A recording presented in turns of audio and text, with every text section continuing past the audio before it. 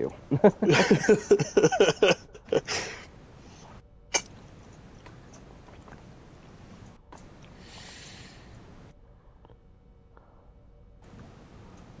And I think we are good to go. Yep, we are live.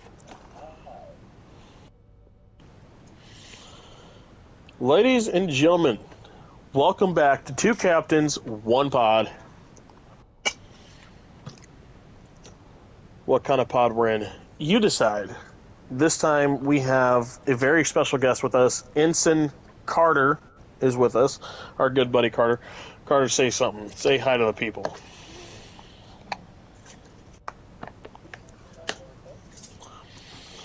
So, we're now on the back half of Generations. We have seen... So if you're current with us, we've gone through the original series, we've seen the original series movies, and we finished the original series with the first part of this film with Kirk, Chekhov, and Scotty on the bridge, and Kirk getting sucked into the Nexus, but as of that point in time, the death of Captain Kirk, for what everybody believes is the death of Captain Kirk. Poor Alan Ruck and the crew of the USS Enterprise B having to live with that for the rest of their lives, not knowing until Picard, at the end of this movie, puts in his report. And even then, does it... Now, I don't know. John, maybe you might... Does Picard even mention meeting Kirk and pulling him out of the Nexus? Or does he just leave it as Kirk died on the Enterprise B?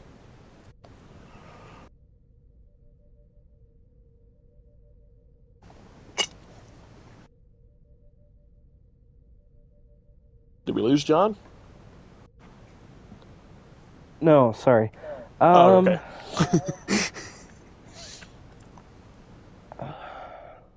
I don't think he mentions it. I don't think he leaves it as like he died on the Enterprise B, but I don't think it's mentioned in the movie, I want to say. Right, I know it's not mentioned in the movie, but I was just wondering if, like, any of the books that you've read or anything like that you've heard or seen in the universe, if there was any other mention of that. Not that I'm aware of. Okay. Well, either way, now we're on the next portion of it. We're going to see the Enterprise D for the final time. See this beautiful bridge for, well, not the final time, but for what we, the fans, at this point in time, back in the 90s, what we believe is the final time. This is it for the Enterprise D. Our beautiful ship that we have come to love is going to be replaced and decommissioned and even destroyed at the end of this movie. It almost gives, oh, this my neighbor, Jean-Luc Picard. He is pain in my assholes. I must get an Enterprise, he must get an Enterprise. I destroy Enterprise, he must destroy Enterprise. I get sucked into the Nexus, he cannot afford. Great success. Great success.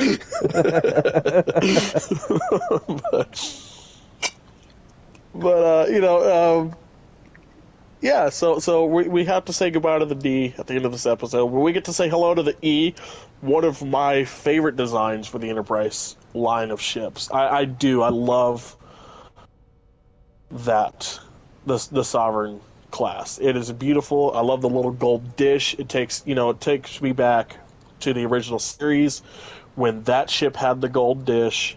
It's very... I love it. I think... I enjoy that ship, but I do, and I'm going to miss the Galaxy class, though. However, guys, if you're watching on YouTube tonight, you will not be seeing me flying in the Galaxy class. I am back to my, for this one episode, I am back to my Excelsior class, which, as we know, is the workhorse of the Federation. The Excelsior class, ever since the original series movies came out, has been the workhorse of Starfleet and beyond. Dang near over 100 years. It's almost 100 years at this point. I'd say like 90. Right, because, we see them even in Picard, right? Um, or were not they the decommissioned? Excelsior as we know it. No, Well, a no, very because yeah, that's a right. very Because what is it? updated, a very updated and modernized Yes, Excelsior. Yes, but not the same right. Because Excelsior that you and I know and love. right. Because when we see spoilers, when we see season 2 Picard, um, the first couple episodes, and he tells his friend Ravi goodbye, and he tells Elnor goodbye. You see El- them, and she Elnor says, and Rafi both go to the "Yeah, Excelsior. Yes, but yes, it is not the same Excelsior that Captain Sulu commanded. right." But yeah. So here we are, guys. We've got Iconium War missions coming up, and for those of you, I know you guys enjoy my articles. Okay, you probably don't, but I enjoy my articles. Fuck off, I'm gonna do them.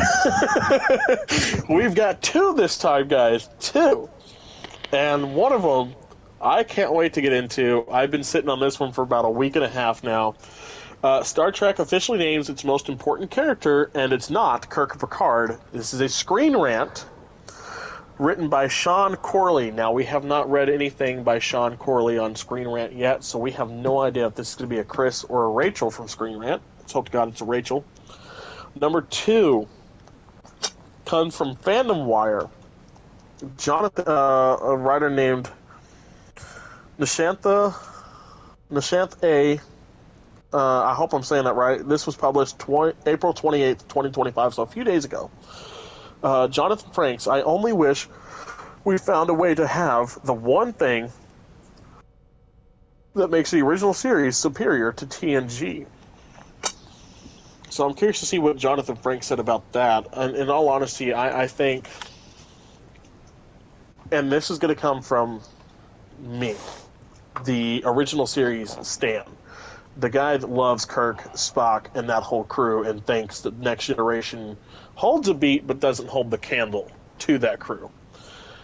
And that's going to be, I think, TNG, in all honesty, as a series, as their movies, they blew the original series out of the water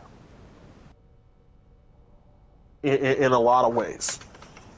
I think we just lost Carter. Yeah, I was about to say. Let's see what's going on. I'll shoot him a quick text, see what's going on. But yeah, Yep. I think in all honesty, I think in a lot of ways, especially in the episodes department, especially in Oh, he's the back. movies department. Carter's back. I think TNG did a lot better than TOS did, and that's probably just because of the longevity of Next Generation. They got to do a little bit more, got to have a lot more fun with different species that we didn't get to see, and where the original series brought us the Klingons as the formidable bad guy for the Federation. Like, yes, we had the Romulans too, but the Romulans weren't shit compared to the Klingons, if you ask me. Um, Next Gen brought us a bad guy who was so bad that even while we have the cooperative, we still have the collective. And yeah, I'm talking about the Borg. I think the Borg are a better bad guy than the Klingons ever were. But that's also because I just love Worf. Worf's one of my favorite characters, so Right. kind of got to love the Klingons at some point. you know? Got to show him a little bit of love. Yeah. Still love to hate them, though. Oh yeah. So let's get into this, guys. We got our first mission coming up with the Iconium War. Well, third mission Second. into this. Yeah, it's like second or Or third, second. isn't it? Second or third, yeah. But we're really going to get into the Iconium War this time, guys. So while we get ready for that, I'm going to go back to Space Dock to transwarp, apparently, for some stupid reason. Won't let me do it off the bridge. Of course not. Where'd be the fun of that? Oh yeah. Right? Let me set that as primary real quick. Okay. So, Carter, while we're getting ready to warp to our mission, what's your extent of knowledge of Star Trek?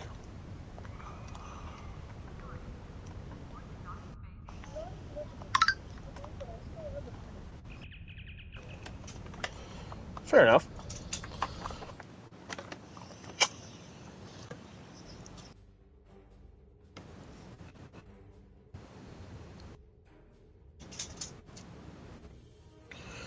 Let me. Here, I'm going to share the oh hell! I need to change my camera zoom again. stream with Carter. I'll probably have to do the same thing. How do I share this with Carter real quick? There we go. Let's see if this works. Because Carter's going to watch the chat for us tonight. There we go. Oh my Jesus. That is... My ship was looking tiny as hell. Alright. Begin Delta flight. Here we go, guys. Let's get into this. Alright, Star Trek officially names its most important character, and it's not Kirk or Picard, written by Sean Corley 11 hours ago. Now, that's what it said a week and a half ago when I first pulled it up, so it's about a week and a half old. But this is a brand new article. This ought to be interesting. So, guys, here we go. Warning, this article does contain spoilers for Star Trek Defiant number 26. So here we go. You guys know what that is. Is that a show or is that like a book? That's a comic. It's a comic. Okay, so if you guys read Star Trek Defiant comics, you might not want to listen to this. It does have spoilers from that. But let's get into this. Star Trek has officially named its most important character, and it's not Kirk or Picard. In its 59 years of existence, a number of characters have left their mark on the Star Trek universe in a variety of ways. While Captains Kirk and Picard might be best known, Zefram Cochrane is far more important, and the franchise acknowledges this in Star Trek Defiant number 26. Okay. I feel better about this now. Okay. Because I was ready to raise hell when I read this. I'm not gonna lie. Let's just go around the room talking to these delegates. Always fun talking to Klingons. What? No, you're the one fighting Genesis devices. I do it. Oh, I already did it.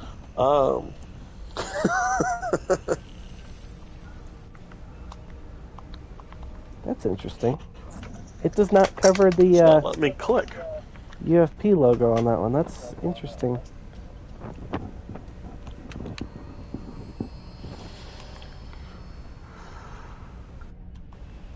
Oh, I'm having trouble with the clicking again. It's not letting me do it. There we go.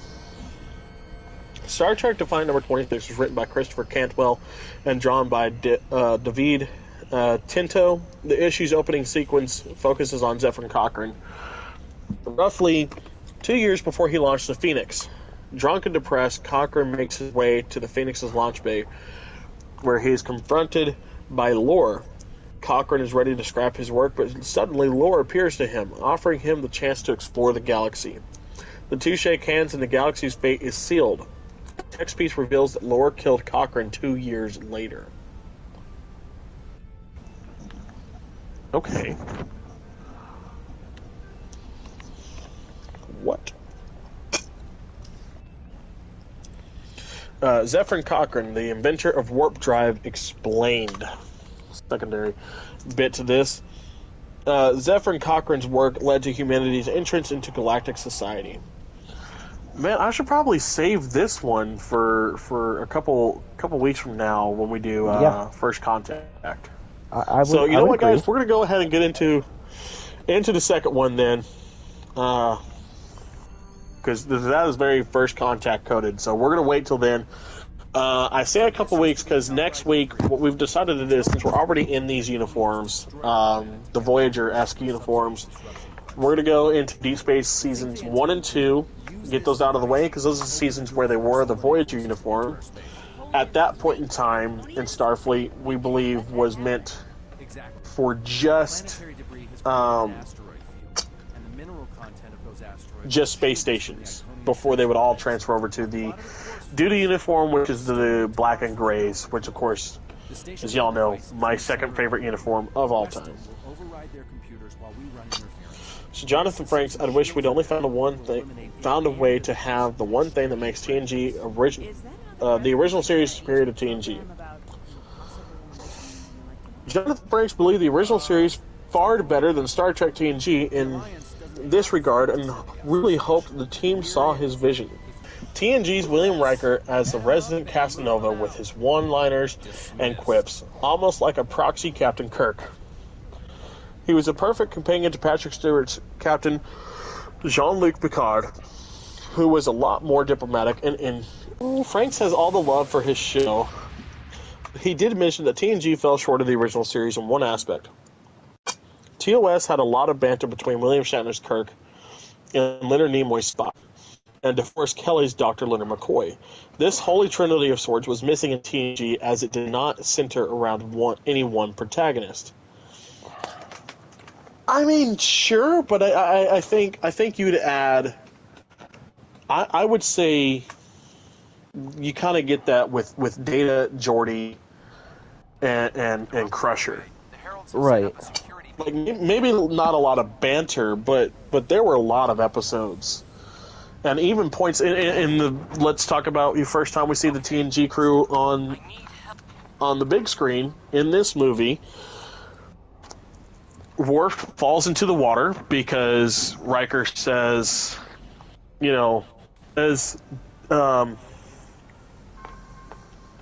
something when he's supposed to say retract plank.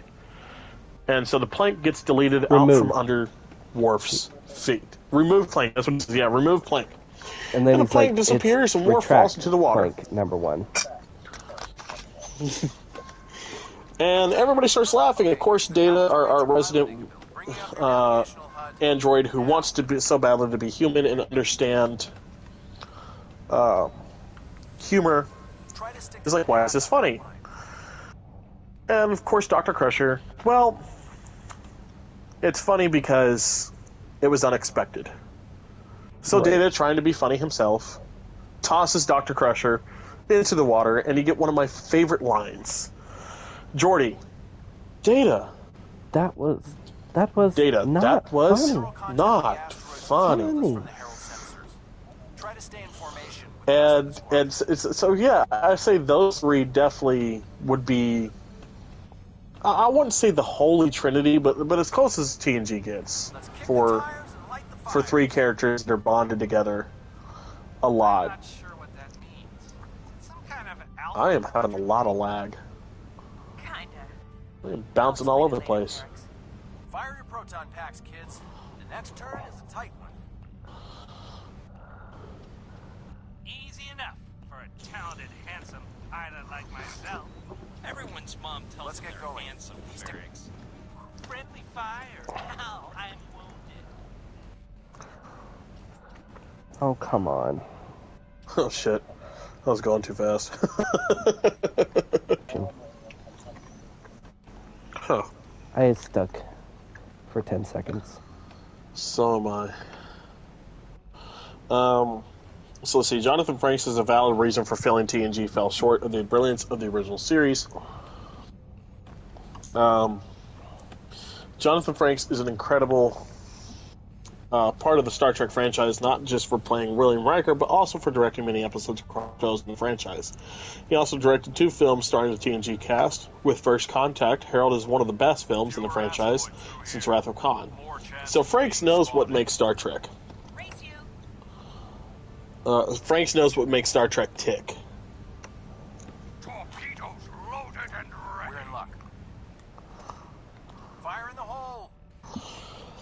The original series, though, having its own cult following, was not huge enough yet for the studio to keep investing money in, and Paramount canceled the show after 3 seasons. However, with a renewed interest in the sci-fi genre, after Star Wars' success, the network revived the franchise with a new spin-off show, The Next Generation. They don't like it when you do that at full impulse. Yeah. Wait. Who let Ferrix fly inside ESD? I was about to say, you might want to get moving there, buddy. Yeah, I'm catching up. Sorry, buddy. Fasten your seatbelts. It's gonna be a bumpy night.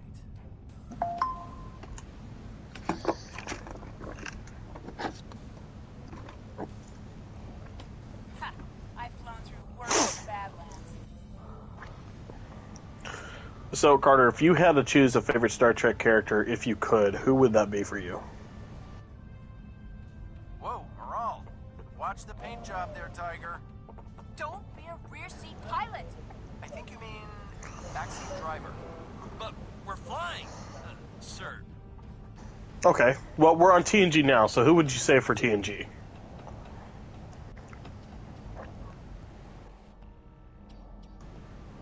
Herald Patrol up ahead. Take them out before they can warn the others.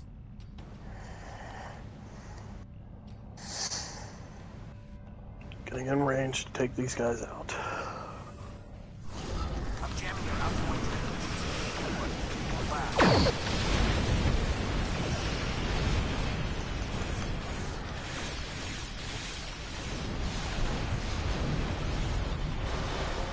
Shields are down.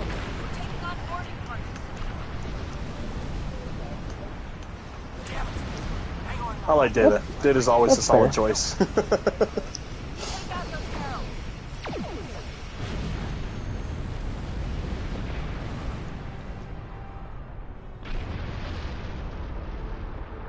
We need backup over here. God damn, those Iconian ships weren't shit to us. Right? Oh my god, I love these pay-to-win ships. Aren't they just great? These new consoles I got, holy shit, they're fucking great. Oh, absolutely. Yeah, I say for TNG for me, it's a toss up between Worf, Data, and Geordi. I love, and what's funny is like they're all, those are our three resident engineering and operations guys. You know,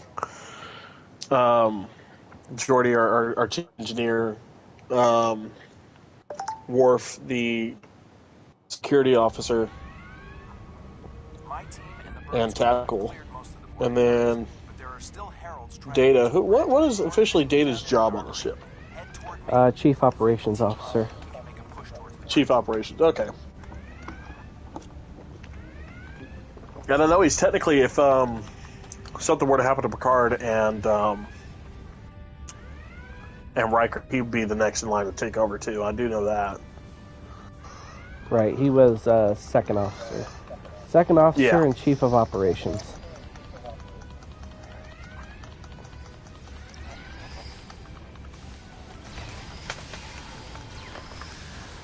What is?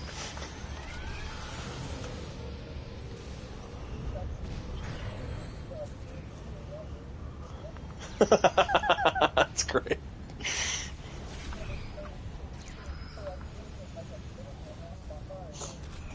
Fell back here to grab some phaser rifles. The bridge crew has sealed off the bridge and locked. Now that you and your team are here, we can clear out the remainder. All right, back down the hall. Get out of my way.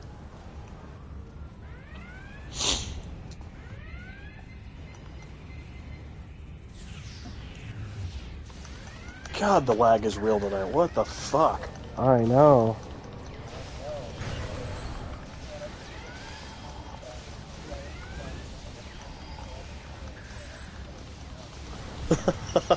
Yeah.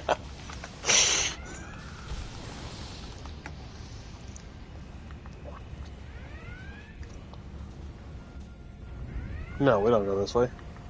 What am I thinking? Not this time, guys. No.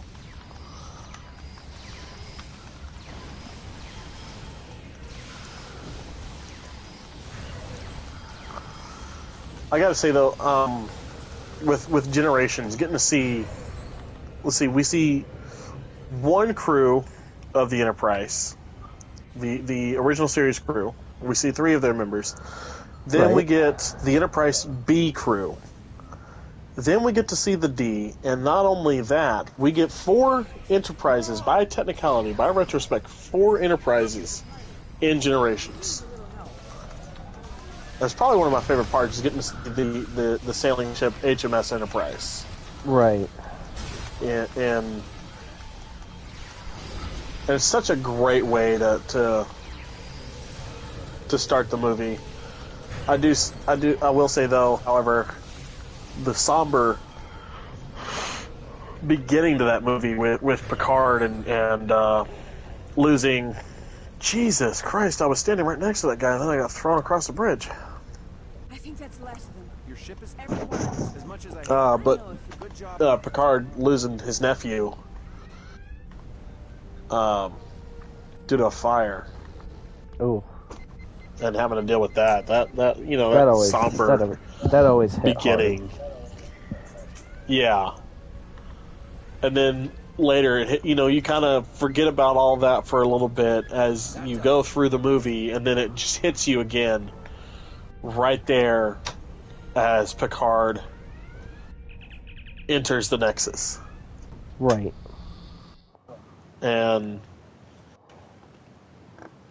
And he's met face to face with his nephews and with his nephew, and then his own kids that he could have had if he had settled down. Right.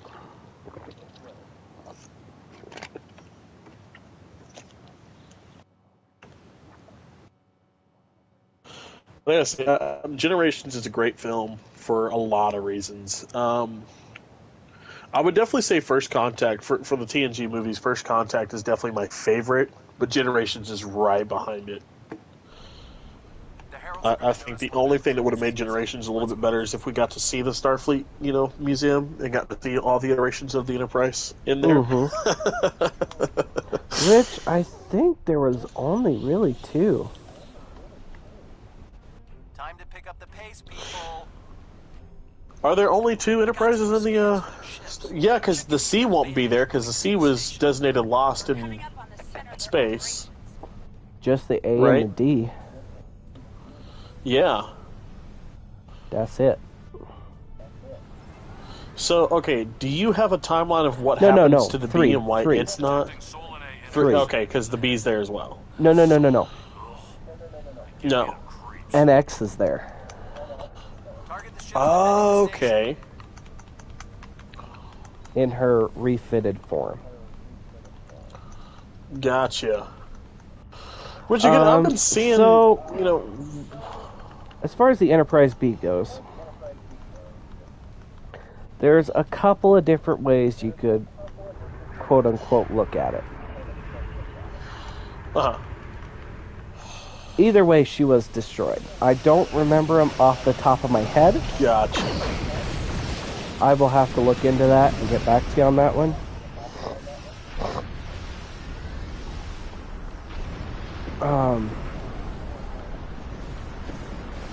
It was a significant event involving the okay. Romulans, where the Enterprise B was destroyed. I think by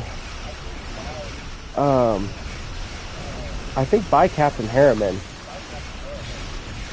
Really? Okay. I want to say. I could be wrong on that one. Like I said, I'll have to do research and come back to you on that one. What'd you do to my ship, Cameron?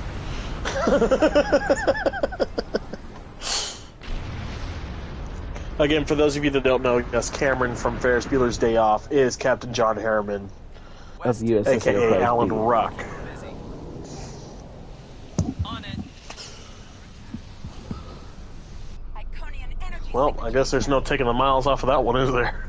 Evasive maneuvers. Pattern. Paris Delta. Not this time. We need to abort. And if I know Cameron, which I think I do, he's sitting at the helm of the Enterprise thinking, should I take this out or should I wait till Tuesday? I should probably wait till Tuesday. Fuck it, I'll do it now. Because he'll keep calling and calling. And calling. You know what will happen to the solar naked freaks. Everything. Okay, Moral. You can be almost By the way, guys, stubborn for if you guys are interested in following the podcast, give us a couple months. John and me will be on a live podcast in person, and out in Shreveport, Louisiana. Weston, you're up. Where we'll be going to GeekCon. If you guys want to come see us, say hi. We'll be at GeekCon, Shreveport, Louisiana, in August, Mm-hmm. where we will be meeting Alan Ruck aka John Harriman, and I bought the Enterprise B model that I saw on eBay. It's coming in a few days. I had to, so I'll be having him sign that one. And Ensign Carter will be there with us as well, so we might have all three of us on screen together, and you guys finally get to see the wife and hear her officially, and not just through the side of my microphone off on the other side of the room. Well, you know. But,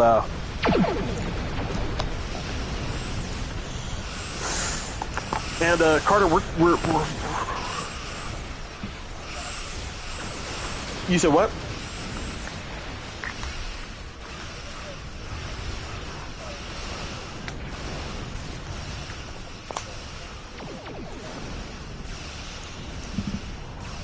Okay.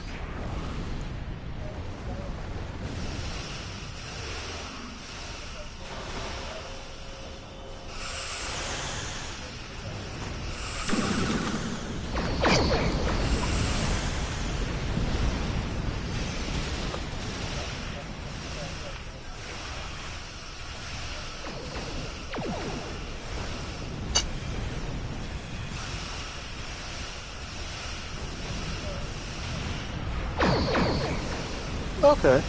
But either way, yes, unfortunately, our beautiful Enterprise B, the Excelsior class, was unfortunately destroyed. Yeah. So, let's see. The original was refitted and then destroyed. Then the A comes out, it survives, goes in the museum. Right. The B comes out, it gets destroyed. The C comes out, it gets destroyed. The D comes out, it gets destroyed. However, as we find out in Picard, again, spoilers, ladies and gentlemen, Geordi has taken it upon himself to rebuild the D and put it in the museum. Then the E, whatever happens under Worf's command, and it's not able to be found. Or restored. Or restored, yeah. Then again, if you ask Worf, that was not my fault. That was not my fault. I protest, sir. I am not a merry man. I protest, sir. I am not a merry man. I love that episode. That's probably, you know what? Come to think of it, that's probably one of my favorite episodes of TNG. It is a pretty good one. The box office. Oh, absolutely. But I will say, again, another spoiler for Picard, the second season being all about Q and his bullshit is great. Trying something, and it's not just to bring their shields up. I think they're Detecting a power surge. Alright, here we go. Back to our have their main computer. thing while this plays. With a new cast, new ship, and set 100 years after the events of TOS, TNG explores even more worlds and ran for 7 seasons, becoming a global phenomenon. However, Jonathan Frakes believed that the show lacked one aspect of TOS, which stunted its potential from becoming the greatest Star Trek show. He said, "I only wish we'd found a way to have the irony and tongue-in-cheek banter of the what the fuck? The tongue-in-cheek banter of the triumvirate of the original, I don't fucking know.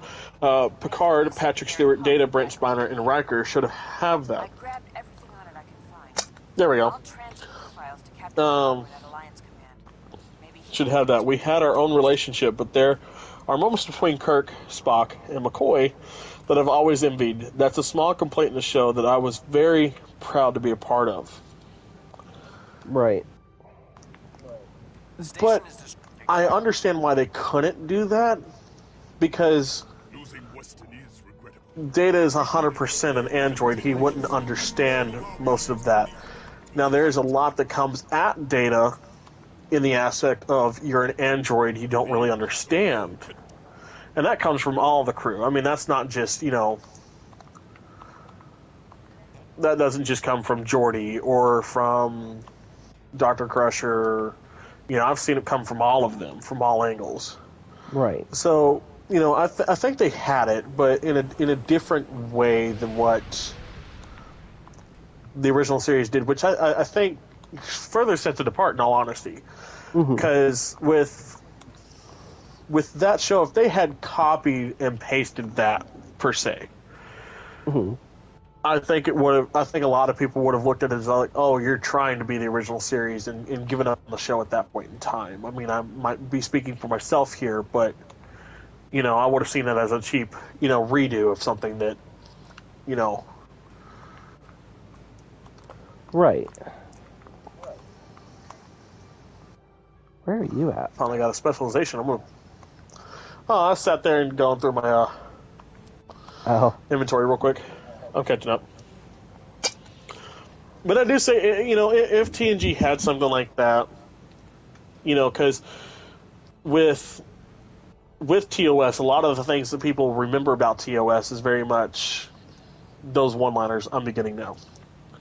The, damn it, Jim, I'm a doctor, not a whatever he had to fill it in with.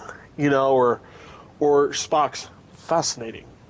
Those are very much things that we remember from the original series that are direct to those characters because of those characters and those, those little one-liners. But at the same time, I look at Geordi LaForge and him and Data. I can't think of Geordi without Data. I can't think of... Continue mission with team. There we go. I can't think of Riker without, if I'm cosplaying Riker, specifically Riker, if I come up to a chair, I cannot sit in it normally. Because if I sit in it normally, I'm doing an injustice to Riker's character right then and there. The Riker maneuver is so patented into Star Trek that it has become... I've seen people that aren't even Star Trek fans find the Riker maneuver and start trying to replicate it in crazy ways all over TikTok and YouTube and other social media apps, and it cracks me up every time because I've seen people do a backflip into a chair calling it the Riker maneuver, which in many ways, fuck, it might as well be. Right.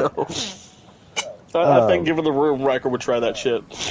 Well, anytime I'm in uniform, I have to... no, there's just no,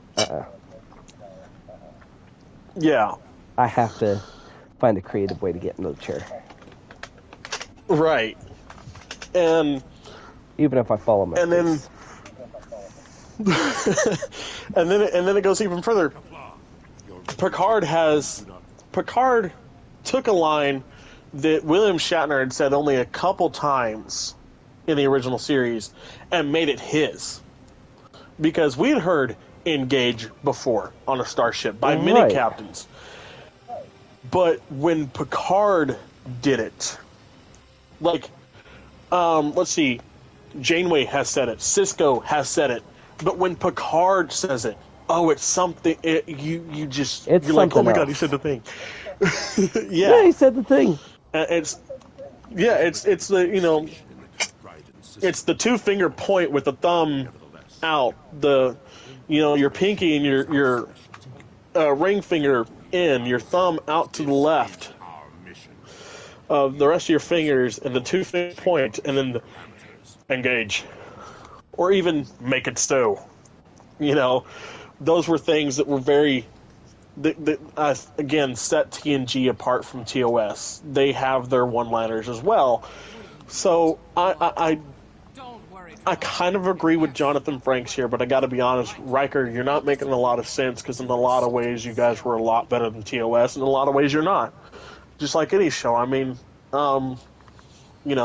Deep Space Nine in a lot of ways was better than the original series, and in a lot of ways wasn't. the same could be said for Voyager. Now, struggle getting into these new shows with me, but that's just me. Right.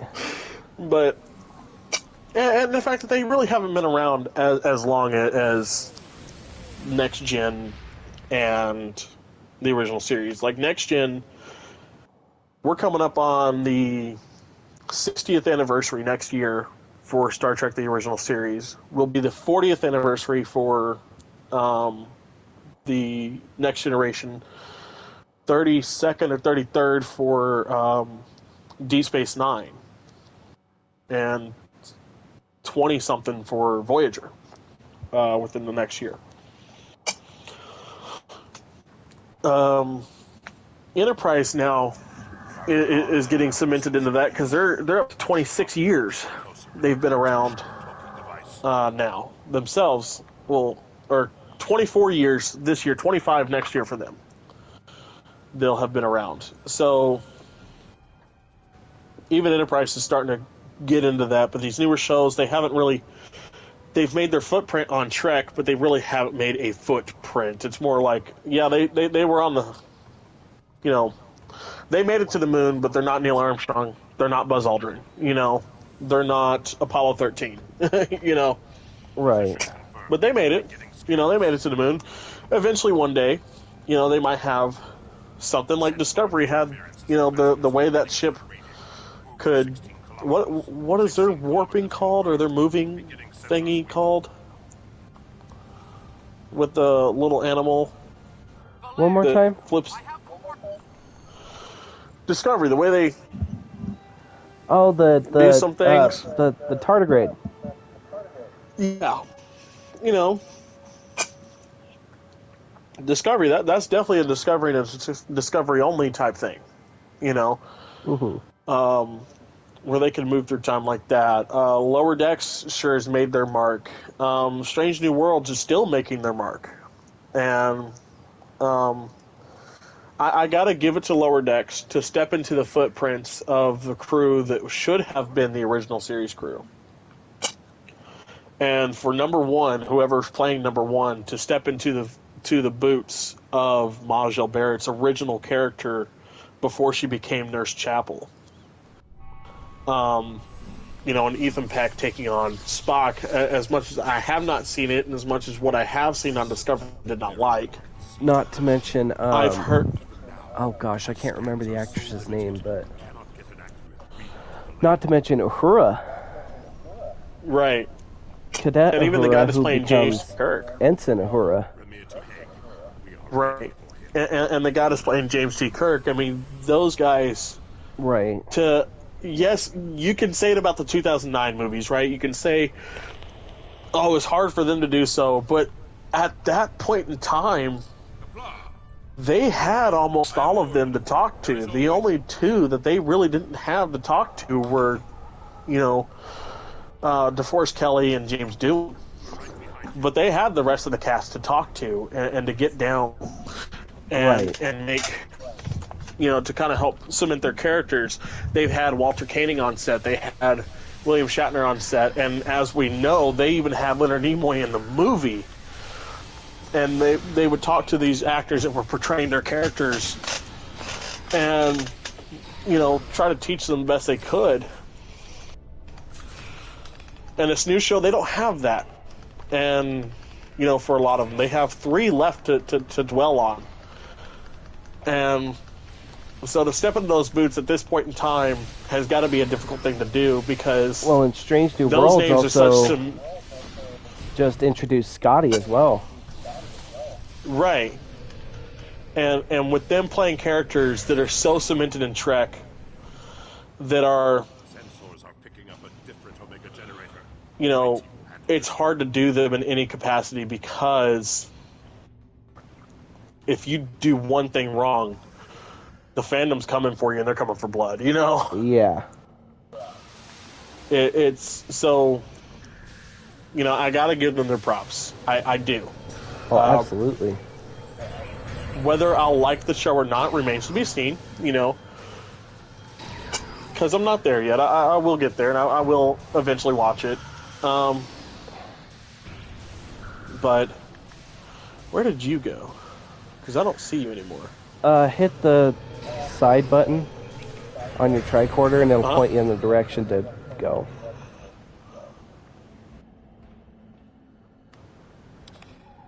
So, like the left button on the directional pad. And that'll point you in the direction you need to go. Okay, because me and the Klingons went to somewhere else.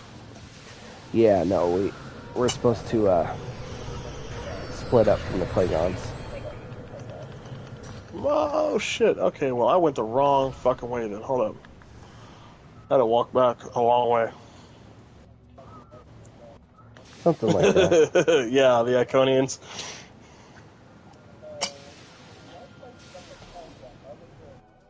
Yep, the Harbinger. Yeah. Shit, okay. There you are, buddy.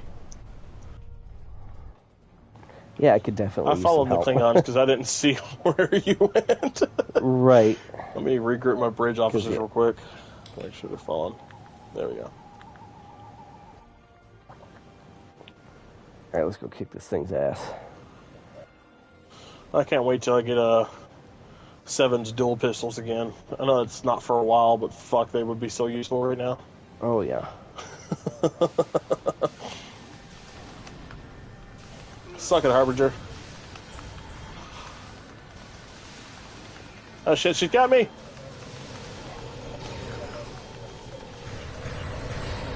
Yeah, something like that.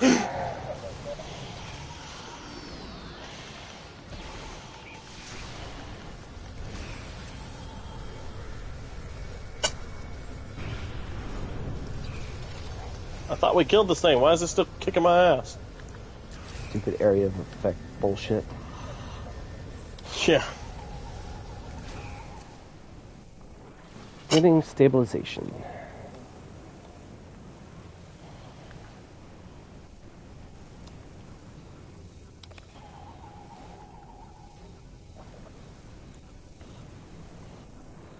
Oh, you're already doing that shit. I'll back out.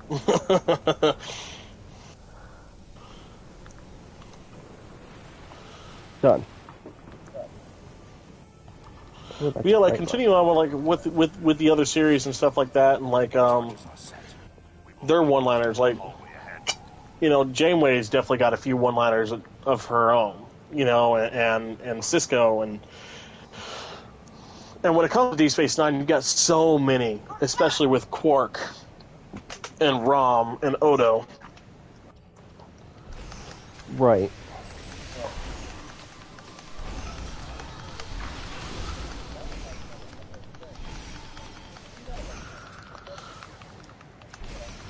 Anybody that doesn't love Quark, I automatically don't trust you. like, I know it's a love-hate relationship at times. Like, you love to hate him, or you love to love him, but you're gonna love him regardless. You know.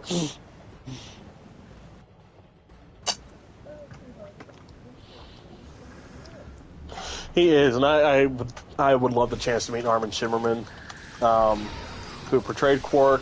I've gotten to meet Max Gordon-Chick, who played Rom. I got to meet Aaron Eisenberg, who played Nog.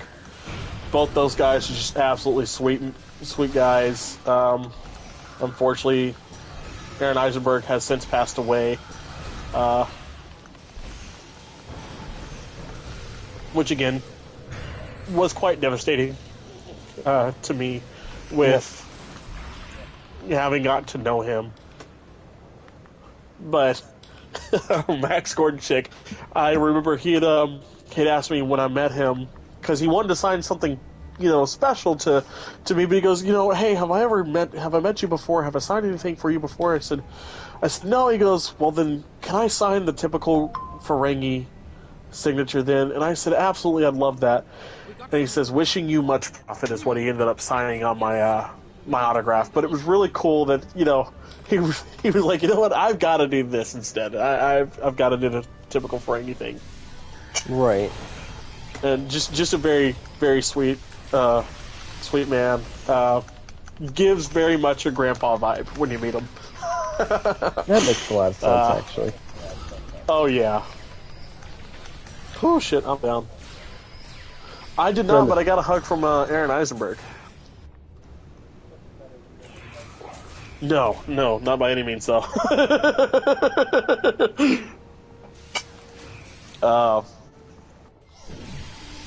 But shit, I'm just man, they got you again. Yeah.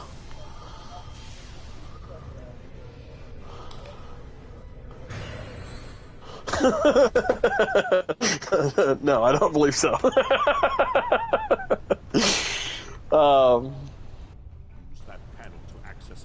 But I mean, me and John, we've talked about this before. These actors and actresses, they love meeting us about as much as we love meeting them. I'm can't wait to meet Alan Ruck. I've seen him in a lot of stuff. I've loved his acting career over the years. Yes, we are going for John Harriman, but I am also going for Cameron from Ferris Bueller's Day Off, one of my favorite of his roles. It's too bad you don't have that. Comedic. It's too bad you don't have that jersey that he had in that. I know, dude. I so badly wish I did, because it would either be I'm either gonna have him sign it or I'm gonna gift it to him. Right. Because I know when I met Rob Paulson, I recently found out that Rob Paulson is a big Detroit Red Wings fan and a big Gordie Howe fan.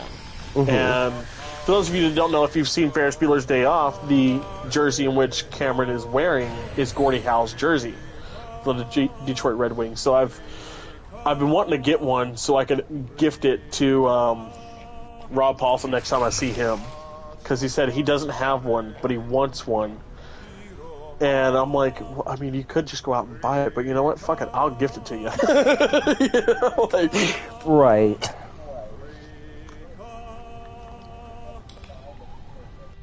Right? But in all honesty, I mean, the Detroit Red Wings, they're the people that do own them now are absolutely phenomenal as far as ownership goes for hockey teams, but that's a different podcast for a different day. Right.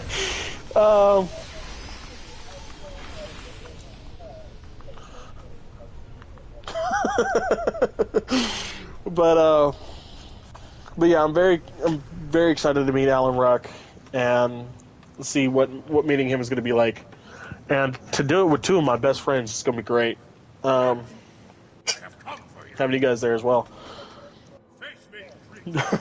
I mean, you guys are going to be in my wedding next year. I kind of have to. Bonfires and jerseys, so. I mean, yeah, so that's a fair point. Yeah, so I've talked with my grandparents. I'm going to tell you all about this. We're here. Talked with my grandparents what we'd like for... Yeah, because we were talking about this the other day. Yeah. So we'd like the wedding party to be in at least 3 days before the wedding. And the night before, we're going to go out to my grandparents' farm, and if they're not under a burn ban, and if it's not too wet, we're going to try to have a badass Texas bonfire. Because they've always got something to burn.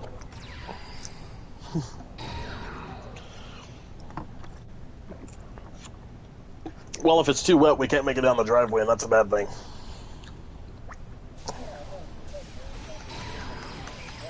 Right. I mean, that's, yeah.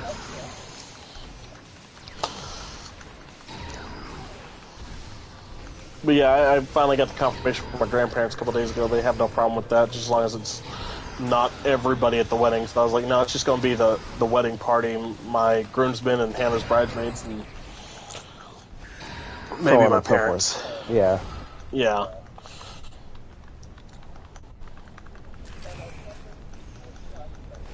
Uh-huh. There's I was about to say, one yeah. of them, I think. Because, let's see, Hannah's maid, her husband is Hunter, who is one of my groomsmen. Natalie's in a relationship. You've got Ariel, the flower woman. Her flower woman is not. Well, not. Kind of ish, kind of not. I don't know. It's complicated. Guy, like they broke up, but they didn't break up. It's weird. I'm trying to get a straight answer out of her because, like, it's so fucked. Yeah. Ashley, who's another one, just got married. Kai is going to be there. And then Hunter Beth, who just got married a couple of years ago. So. Our Kai is going to be there. Absolutely.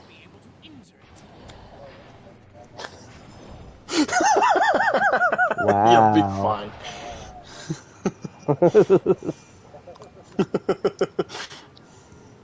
You'll be fine.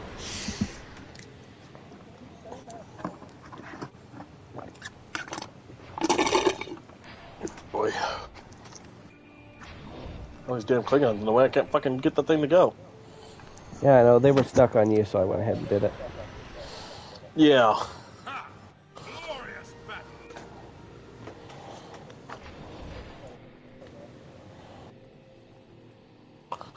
Not with Kalis down there. No. No, not with Kalis. There we go. That's got it.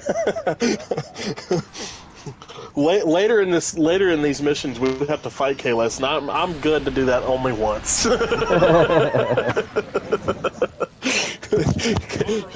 Kalis is a terrifying motherfucker.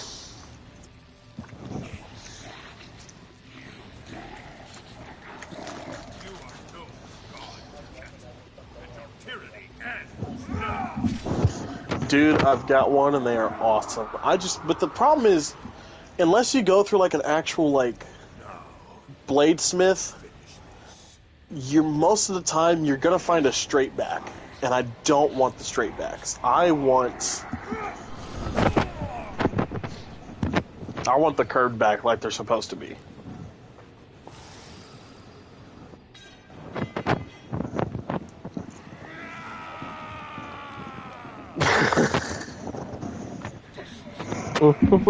Yeah. Like.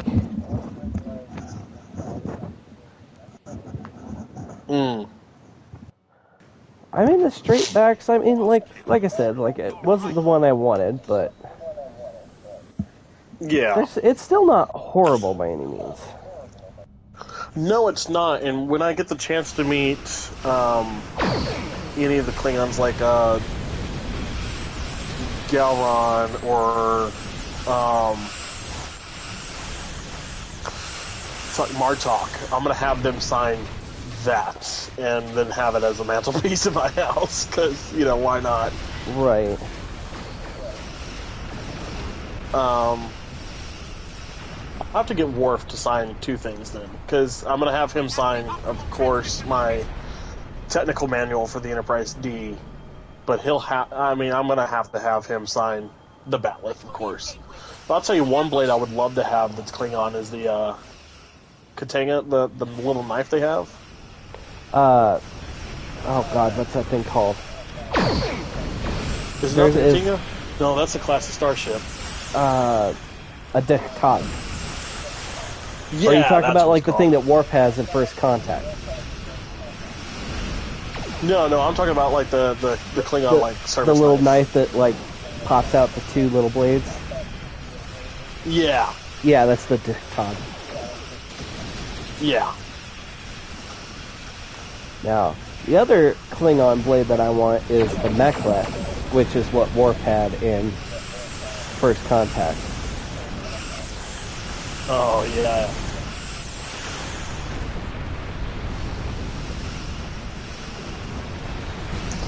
Yeah, I've got the little, let's see, for Diamond Select, though, as far as the phasers go, I've got the original series phaser toy, I've got the next-gen phaser toy. Yeah, I've got the Diamond... I've got the Diamond Select phaser, which I may have said this before on this podcast, but that is an actual, technically, screen-use prop. Right. The Enterprise episode where they have the original series stuff, Diamond Select phaser is the phaser that Archer picks up. That's awesome. I'm like, I know I've probably said that and then, about 100 times by now, but it's just so cool. I think you did mention it when we were going through the original series. Yeah. Or maybe the movies, but yeah. And then let's see. I've got the Bluetooth, the universal remote control phaser, which I'll be honest with you guys, it's really cool to have, but it is not a very good remote because you have to really know how to use it as a remote, like really read that damn thing and know it front to back, or you're gonna fuck up your shit. Like you're not gonna know what button you're clicking, kind of shit. But it is fun. It makes all the sounds. You can put it into a play mode, and it makes all the sounds and stuff. You can do like the little overload sound, which is cool. Well, that's pretty dope. Fuck you.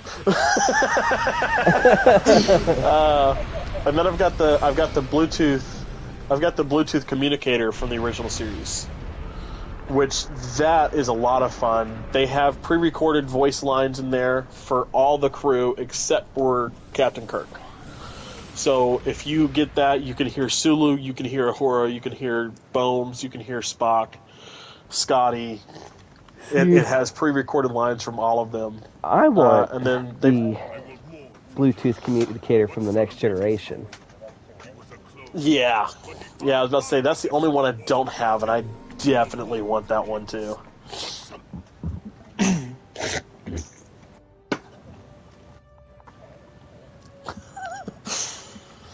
All right, let me go through my inventory real quick. Yep. Put that back on.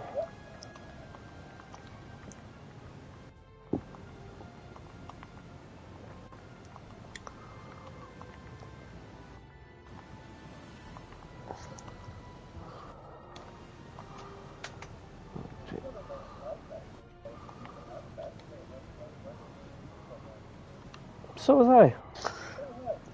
Hannah is going through. Yeah, she's also learning to speak Klingon because she's like I'm almost done with my Spanish courses. What should I learn next? I was like Klingon.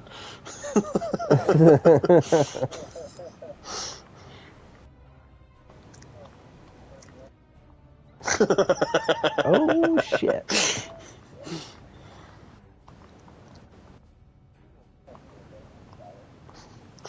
I like life. No thanks. I enjoy life. No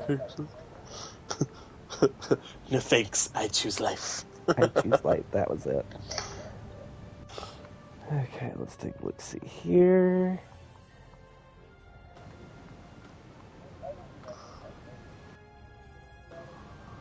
That No sounds worries. You know fun. what? I probably need to get me another drink as well, so I'll be right back.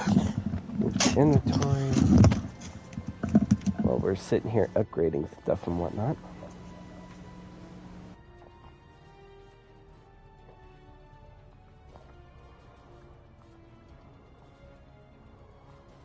Well, here we are.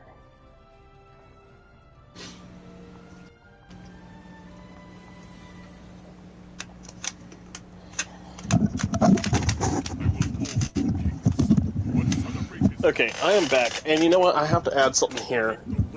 Did you know that learning Klingon was not really an option for a lot of people until after the Next Generation? So That makes sense. yeah. So I would say, you know, if Riker or Jonathan Frakes would like to see, or would like to say, you know, something set TNG apart from the original series is bringing Klingon as a language to the people. And we had to go into the Drozana station, right? Or Drozana system? Yeah. Yeah, okay.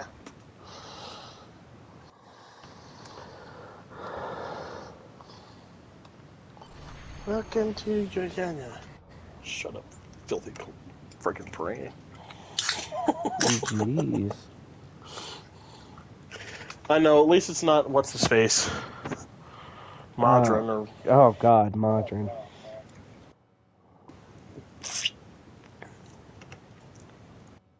I'm just gonna say it though. I'm just gonna say it.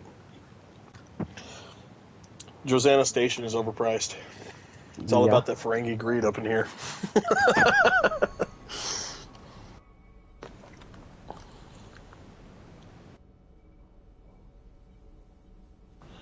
Oh yeah, that way. This time we go this way.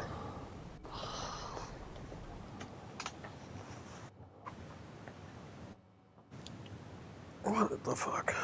Here we go. Wahoo! It's me, Jean-Luc.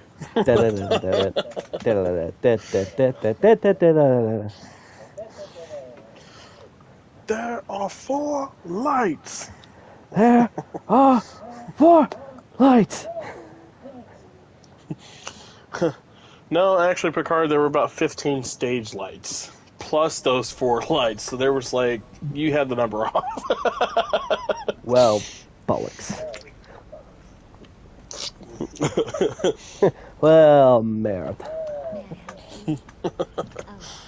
Sacre bleu. It was like the worst cuss word that Star Trek technically had at that point. Right? Like, Picard said merde, and merde, I think, literally translates to shit. Like, I'm great. like 99% sure that merde means shit in French. And Picard said it in an episode.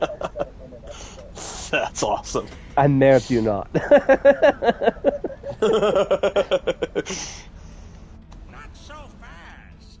The gentleman. You said there weren't any other.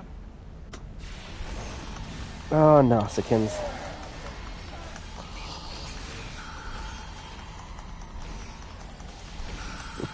This is for Picard's chest cavity.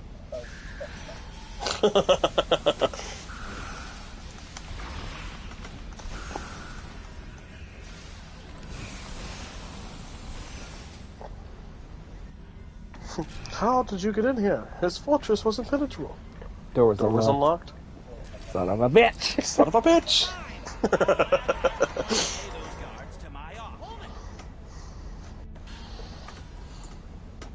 Oh, dude, I just bought the Bajoran uniforms, too. So, when we get to D Space Nine, I'm going to have a couple of my guys. Because I have a Bajoran officer, Vixet, right there in the yellow. Mm-hmm. He's Bajoran, so I'm going to have him in Odo's uniform. There you go. Which, for Odo's D Space uniform... Nine. Odo's uniform is pretty much just the Bajoran uniform. The Bajoran militia uniform. Yeah. And then Kira had the officer's uniform with the pleated, Yeah. the diamond sewn pattern on the shoulders. That was the only difference. Mm-hmm. No, the device is the bad part. That's right. It's the Talaxian as a show of good. Do I look like? Get out of here, Quinn. Don't let the staff of Obus and these good looks interesting. I know Voyager encountered Quinn left. The only surviving part of Aaron Eisenberg's voice in this game. I love that. I do.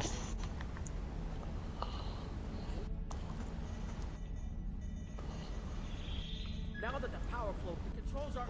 Yeah. For those of you who may or may not know, or may not have noticed, there is a very distinct difference in uniforms that we've got going on here.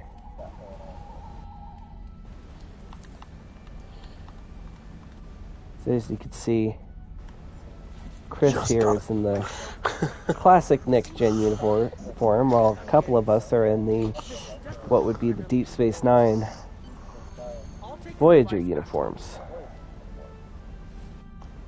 And there's a very specific And that's reason because... for that.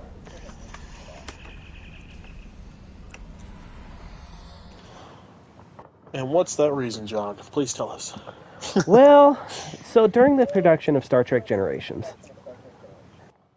they were originally going to have their own new uniform, which looked kind of cool, if you ask me.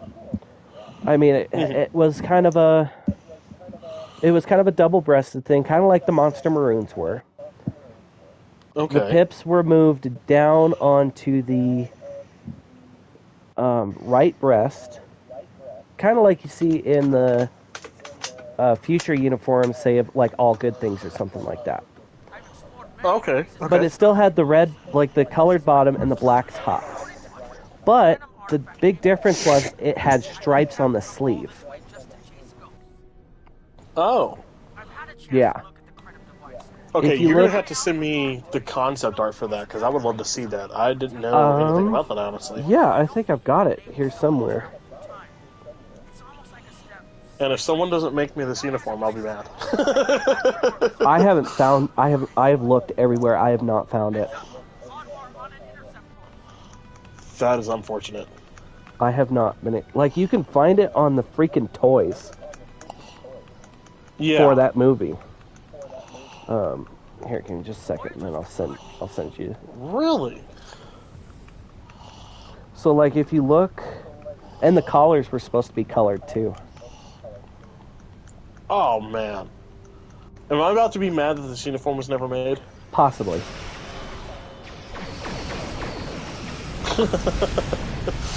I mean, they did make this uniform, but you can only find pictures of it. Like, nobody has recreated it, so to speak. If I knew more about like fashion and shit like that, I might be able to make it. But right. Yeah. Like, if I Let's knew see, how I to want to pick sew, that back up because create, and so on and so forth, it'd be no fucking problem to create to make the damn uniform.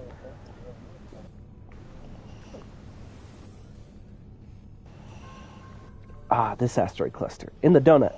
Hide in the donut. got there. Okay. Did you send it? Not yet. I'm downloading it now. Okay. I don't think those heralds detected us. Let's hope they don't come back this way. Of course you are. Oh shit.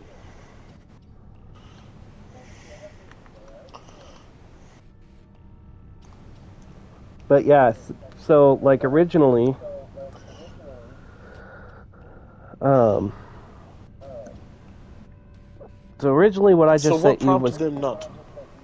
well, it ended up being, I think, a production cost thing. Okay. Because if you look in the movie, Riker's uniform doesn't. What? Right? That's fucking cool. I love So, that. like, if you noticed in the movie, Riker's and Geordi's uniforms don't fit quite right. Right. That is because Riker is wearing Avery Brooks's uniform. No shit. Yeah. And Geordi is wearing Cole Meany's. Because they had to borrow from Deep Space Nine. With 9. Because that's the direction they eventually decided to go. Was to just use the uniforms from their already established show, instead of trying to create a whole new Starfleet uniform. But of course, the toys had already been in production. Right. So that's why the toys the action figures for that movie all have that uniform. Funny enough, I think I actually have one of those action figures, including, in fact, I think I have the Picard and the Dr. Crusher ones from those. Because a couple years ago for Christmas, my parents got me the Diamond Select Next Generation Bridge playset, and it came with a bunch of characters that were already there. It also gave me Season 1, Episode 1, Part 2, Dr. McCoy in that uniform. It gave me Relics, Scotty, and it gave me Ambassador Spock with that. I also got quite a few of the Deep Space Nine characters in that one. I think I have all of them except for Ram and Nog and Odo. But I had Quark, And I think a couple of them came in that uniform. Matter of fact, have that uniform on. So, and I've always Right. wondered what that uniform was because it looks different, but close enough to the next gen. And I was like, maybe it's just There's something going on. production error Nope. for the That was toy. originally supposed to be the uniform for Star Trek Generations. There's a resonant Man, that's not natural. that's cool. That is a cool looking uniform. I like that a lot. And I like the velvet kind of look that it has on the red.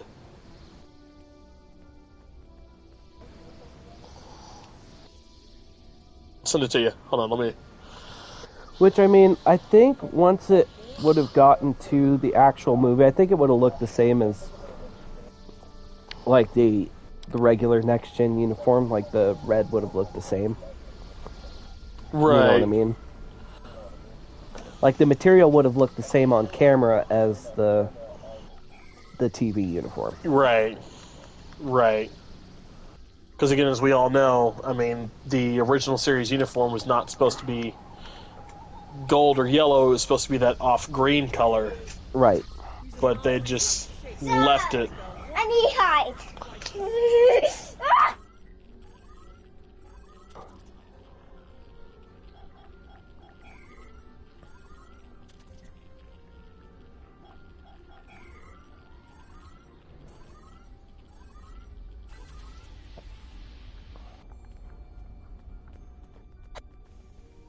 Give me a second, guys. I'll be right back. So, to our commenter in the comments here, what we're talking about is the original unused uniforms for Star Trek Generations. We're not talking about any of the uniforms in the game.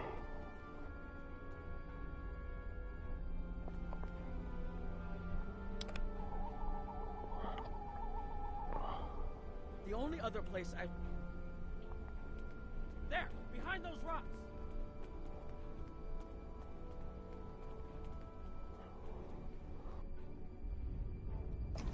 Okay, I'm back. Sorry about that.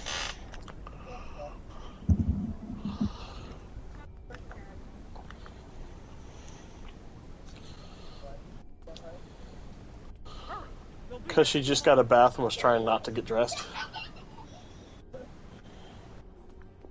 This area looks Yeah. flexible. I have an idea. We need to use the device.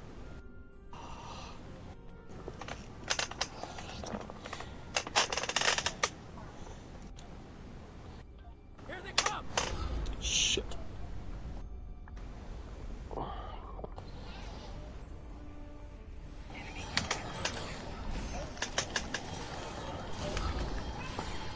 What? Yeah, families talk like that.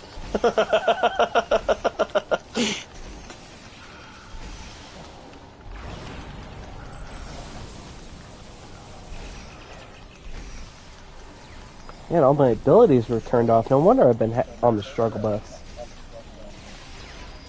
Yeah, dude, I had to do that too. I was like, well, how the fuck is all this shit turned off for me? There we go. Now we're kicking some serious butt.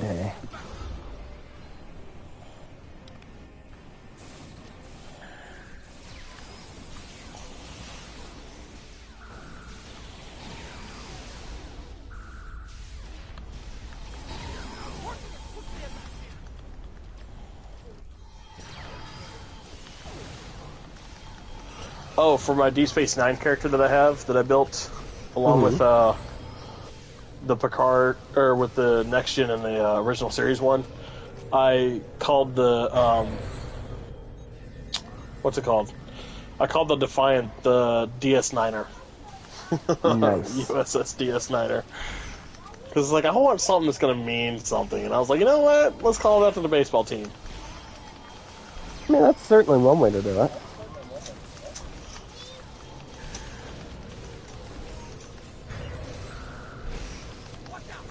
Oh, you tried to sneak up behind me, you stupid bitch. Oh yeah, there's about 1 billion of them. They're all being bitches.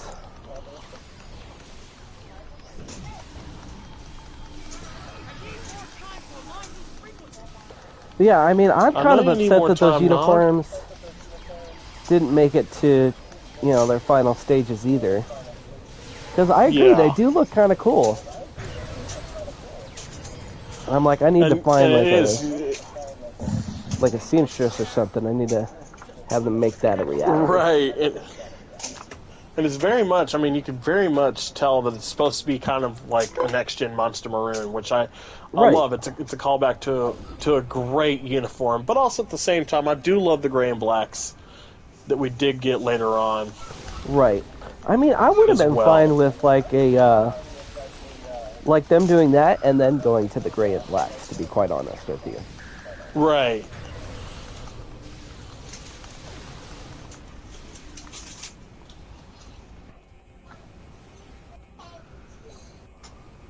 But yeah, so that's the reason we have the mixed Deep Space Nine and classic Next Gen uniforms in Star Trek Generations. And then, of course, the reason it all switches over into Deep Space Nine is because they wanted, again, to give them a new uniform, but now they had to give a real good reason why. So they said they'd give it to the rest of the shows as well, which Voyager and Deep Space Nine were there, but Voyager decided not to. Well, I mean, even in Deep Space Nine, even right after Star Trek Generations, right when Worf came onto the show, he's still Right. wearing his Next Gen era uniform. And throughout Right. Deep Space Nine, we would see like the people at Starfleet wearing the classic Next Gen uniform with the updated badge. Right. But everybody else, like either on a ship or, well, actually just everybody on Deep Space Nine, would still be wearing that pretty distinctive uniform. Right.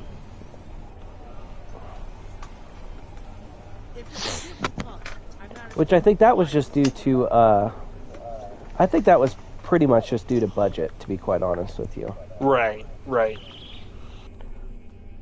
Like the Tell them to transition walk out of period the from, circle. Puts me back in the circle. yeah, the transition period from Deep Space Nine to, or from TNG to Voyager uniform is kind of iffy at best. That you are no friend of the Vatwar or the Heralds. This does not, however, assure me that you will be allies to my people. The Krenim have lost much. Our empire is gone, and our people have been killed and scattered. We are what remains, and Okay. I will do whatever I must to protect this system. Now it's starting to look like something. Whew. Hell yeah. Alright, you got that one, so I'm going to go fix this one over here. Yep. Oh. Oh, hi. Ah, hurrah! The temporal compensators are out of alignment. That was a great show. We'll take care of this one way back over here. You should realign. Got to run around the building, not through the building. Oh no, that's you. Disconnect them. You're there. Okay. Then I'll go up to this one. Put the next Why do you keep disappearing?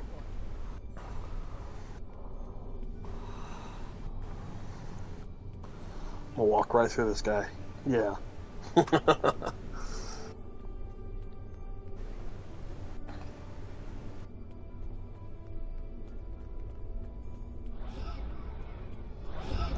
But yeah, the whole uniform transition period was iffy. But again, you know, like Star Trek does, they come up with a genius in-universe reason for it, and I do, I do Right. appreciate that stuff. It's a lot of fun too, to do. Mm-hmm. When in the universe is like, hey, we already know I mean, that this is gonna. Voyager didn't start until until Deep Space Nine season 5? Season 5 or so? I think so, but even then, they were of course already in the black and grays. Well, not yet, because if they were in the black and grays, then Voyager would have left in the black and grays. Well, because Which is why- Deep which Space is Nine why- switched to the black and grays in season 3. Mm-mm. No, they didn't switch until like later seasons, like seasons Hold on, maybe let me- 6 and 7. Here, They you talk switched. to the guy. I'm gonna look that up real quick. You've shown Yeah. we have ammo. Space. The repair should be enough. You know, hold on. Let me look at when Voyager came out. So that would have been the second season then, because Deep Space came out in '93. So that would have been their second season.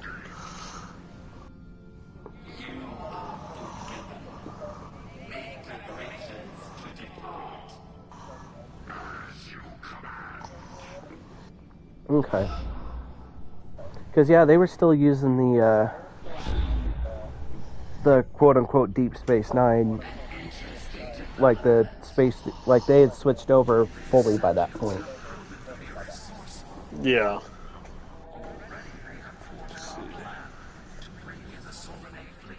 But yeah, I don't think they switched to the black and grays until at least. Oh We'll shit! It see, was yeah. season 5. It was midpoint of season 5. Okay. Because I was like, What I'm because I thinking of, remember. never mind. What I'm thinking of is when they finally let Avery Brooks shave his head and grow the goatee that he wanted. So that, you know, they let that happen in season 3. It was the first 2 seasons where he had to be clean shaven and had hair because they didn't want him looking too much like Hawk.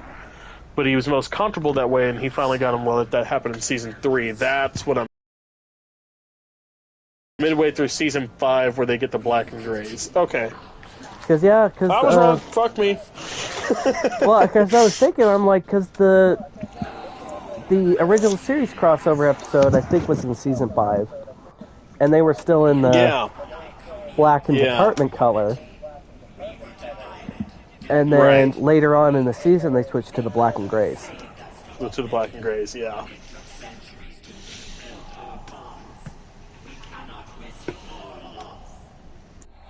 Which I guess, so being the Voyager uniform also being called the Deep Space Nine uniform, I guess makes sense now to me. I just always thought the black and grays were a lot longer on the show than they were, but I guess it's because...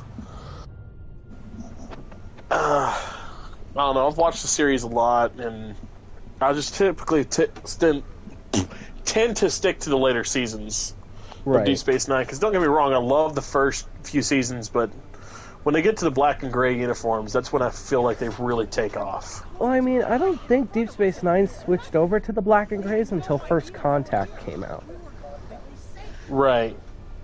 Because I think First Contact was when they first season introduced those 5's black and 93. grays. I could be wrong. Let's see. 98 would have been the 5th season. Mm-hmm. First Contact, 96. First Contact came out in 96. So, I don't know. Hell, we might have to dive deeper into that, but either way it goes, yeah, they also had the black and grays.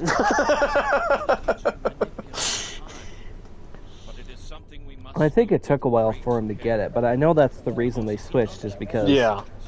Uh, Now we're waiting Yeah. 30 seconds, what the fuck?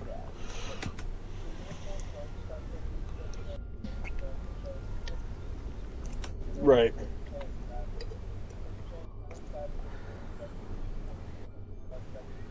yeah, because, Right. yeah, Season 5 was, 96 to 97. Oh, okay. So I was off on my math then. Okay. My people, Anorax, the first of all. There's more here than what you've seen.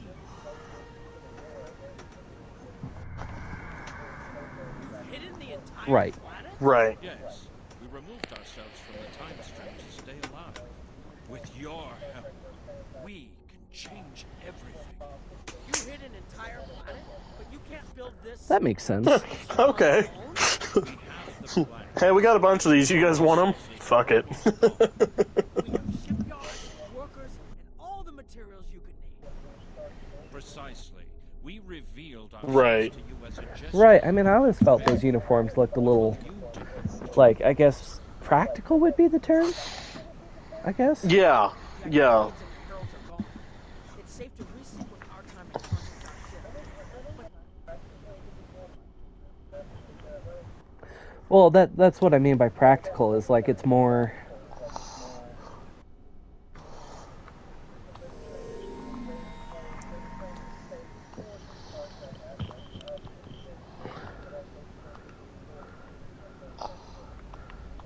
Right, but like it's a more more tactically functional uniform is what I meant by practical. Yeah.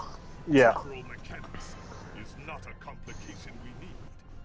Congratulations. Begin broken circle. What is that? Please report to the Kiana system. Our partnership, the war That's the this next mission. Oh. Don't you remember like our other characters for like the Iconium, some of the Iconium War stuff? Like we just sat out here and we just went into the missions That's right, yeah. because we're messing with wibbly wobbly, timey wimey, Timey-wimey bullshit. wibbly Yeah. wobbly, timey wimey stuff. I hate temporal mechanics. Well, see, Carter, me and John, and then Raven talked about doing a all things nerd podcast, and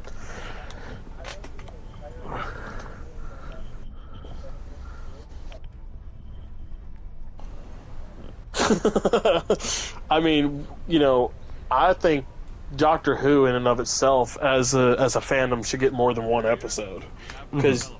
You have the original show, you have the new show, and then the way the new shows. Then the new show took a break, and now it's coming back out, right? Aren't they starting another I'm not sure. season? Yeah. Idea of the board Sure. studying us like a bug in a petri dish. I'm not sure I like the idea of the Borg studying anyone. And what about the Iconians? The collective spent a great deal of Right, resources right. pursuing Iconian technology.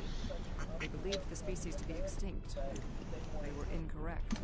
So much Right. for knowing everything. The Iconians' technology is far beyond even the capabilities of the Borg. Right. What about shielding the ship that's using the weapon? We haven't solved the paradox problem yet. This is not my first experience with alternate platforms. It would be possible to develop a form of temporal shielding to protect this vessel from attack.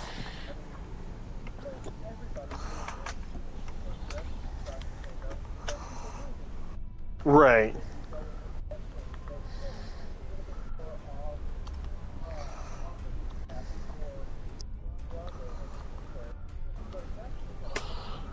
So the new show started with 9, then. Okay. Yeah, because I'll be 100%. I don't know much about Doctor Who, but I will say for a fandom so big, because Doctor Who is a lot like Star Trek in a lot of ways with their fandom. Doctor Who is, you can't go to a con without seeing a Dalek. You know, the con doesn't even have to be anything Doctor Who-ish. I've gone to maybe one con with a Doctor Who actor there.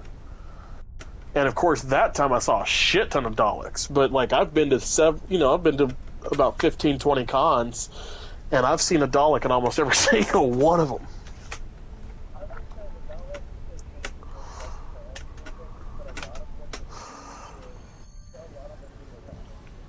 Right. Our fleets are protecting key worlds, but dozens of other targets have fallen to Herald attacks. And Casualties are yeah. rising. We need to act. And like, you know, and then in that same beat, I've gone to a lot of cons. Let's, back to Trek here. I've gone to a lot of cons, and it never fails to see someone cosplaying something from Trek, whether they're in a Starfleet uniform of any era, whether they're a Borg. I've seen dozens of Klingons, thousands of Klingons. We've got a Klingon guild here in Texas, and a lot of cool guys. A lot of guys I met from there, and they're all really nice. I've seen Romulans, I've seen Vulcans, I've seen Ferengi.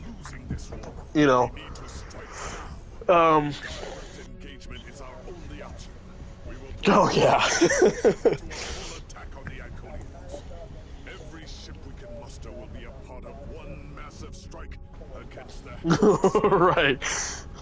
hell, the con you were down here last year with me and Hannah at, you had, that was mostly a DC con with a little bit extra sprinkled in, and there were still Marvel, there were still Trek, there were still Doctor Who, there were still so many other fandoms there. John, you good? Yep. Nope, I'm good. Okay.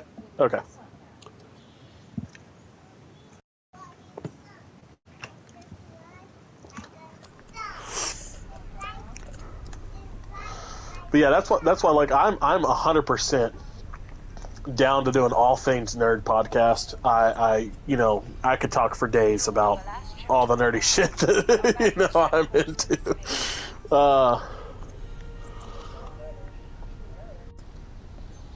Alpha Wing, you are cleared for departure.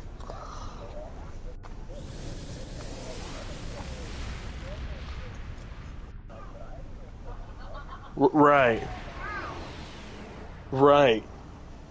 And then when it comes to the movies, the movies, the TV shows, we could just about rival each other there and make for great conversation. And even, because me and John have talked about this off script. Me and John have talked about this off script. The one thing that me and John thinks that really makes this podcast work for us is the fact that when it comes to the knowledge of Trek, I have a lot of the behind the scenes knowledge, the out of universe reasons some things were done, where John can usually have the in universe reason for it. Yep. And it works for us and makes for a great podcast. And and that's why, you've heard me a lot today, like, okay, well, what about this? What about this? Because that's just how our knowledge works. And then, of course, our different retrospective on different series and different movies. Like, John loves Star Trek, The Final Frontier. I can't stand that movie. I love Enterprise. John loves Enterprise. I have beef with Captain Archer that spans centuries.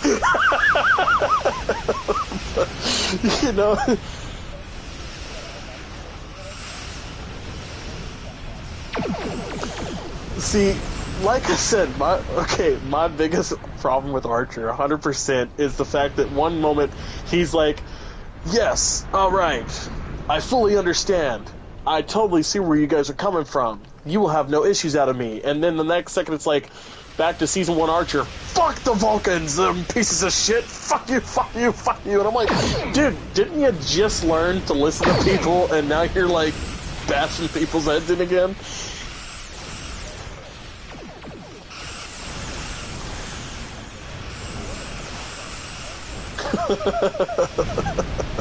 See, and that's where my viewpoint differs quite a bit. I love Captain Archer. For me, he's just a treat.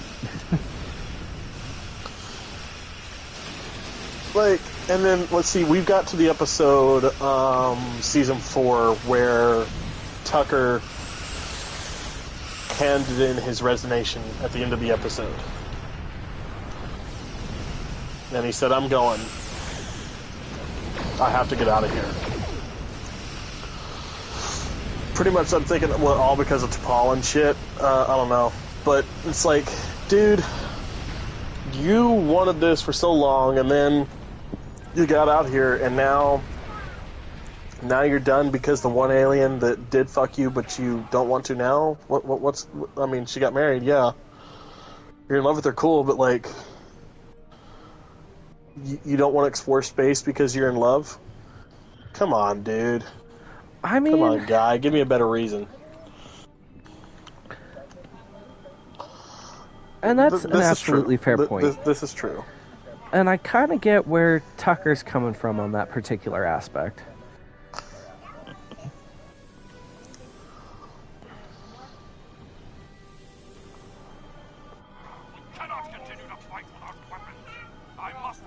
Shit.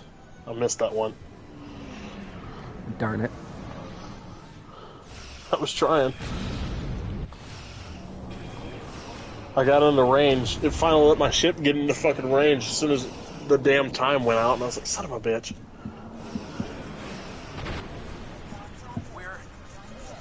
We're falling back.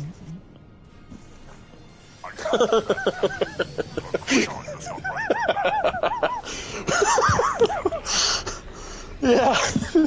Yeah.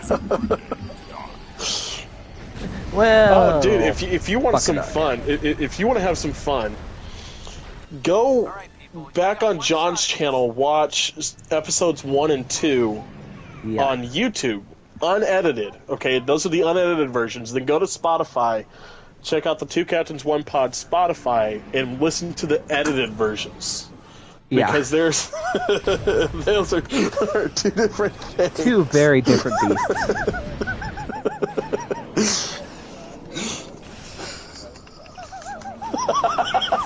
Yeah, well, because John's the editor. So, I mean, I think I left most of it in. Like yeah. I left a good at you least left quite a bit in. Like most of what I removed was just like dead space. Right. Or like when we were just like sitting around and like not doing anything. Like I did like leave some of the jokes, like I'm about to South Tower. Oh yeah, no,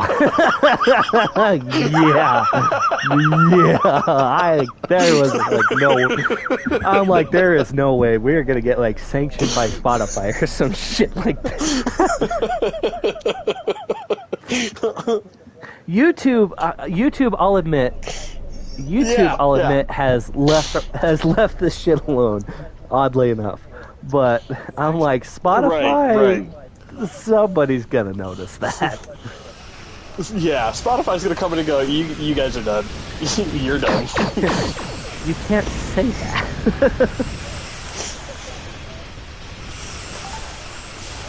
So yeah, there was definitely some stuff that I definitely had to take out. I didn't want to take them out, mind you. I didn't start that joke. To be fair, that's fair. I started that joke. we were in space or near space dock, and John goes, "All right, I'm about to go South Tower of the space dock." I'm like, "What did you just say?" What? Yeah, you were like, "What did you just say?" And I'm like, "You heard me, bitch." And then I was like, "Well, I guess I have to North Tower, don't I?" And that's how that joke started. And now it's just a running thing between us. We're gonna go South Tower Space Dock. Dude, I've done it when you're not even on.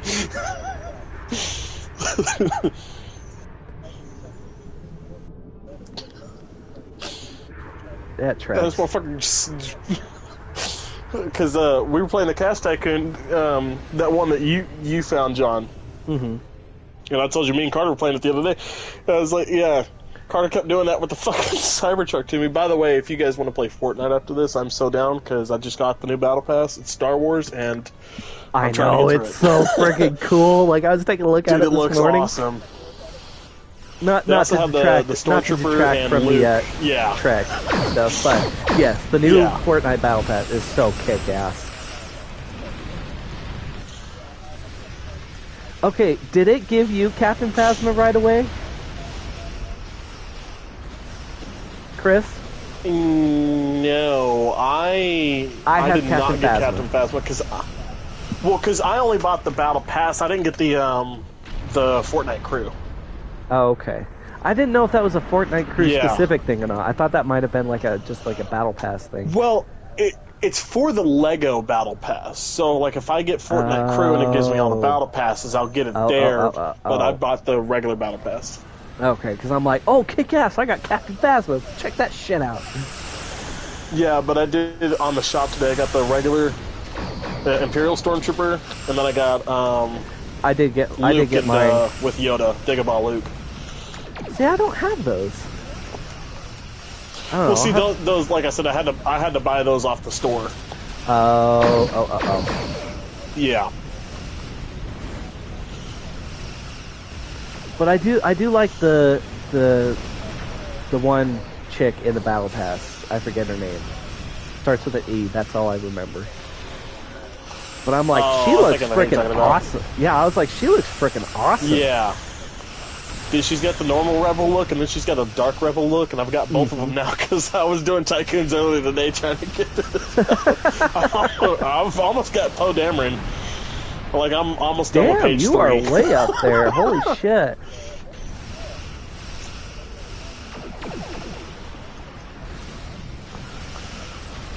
Hey, being a stay-at-home parent is absolutely a job. I mean, I threw up all over myself today, so I didn't even go to work today. I've been sick for like the last week. Jesus, you're still dealing with that shit? Yeah, no, I literally got to work, got into the parking lot, and I was about to get out of my car when all of a sudden my stomach just...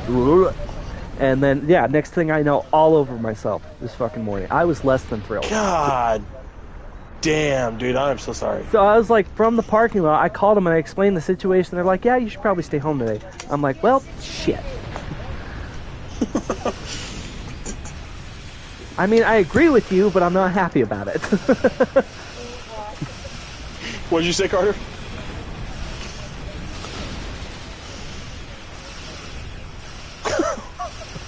Sorry, buddy. That's rough, buddy. No, I don't want to censor fucking dude thing. I want to blast this motherfucker. Give me my blasty blasters.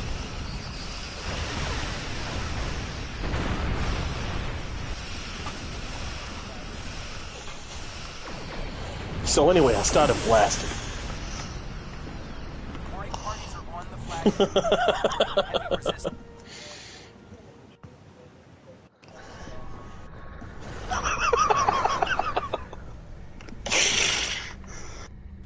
What can I say? The penguin just does it for some people. Acknowledge.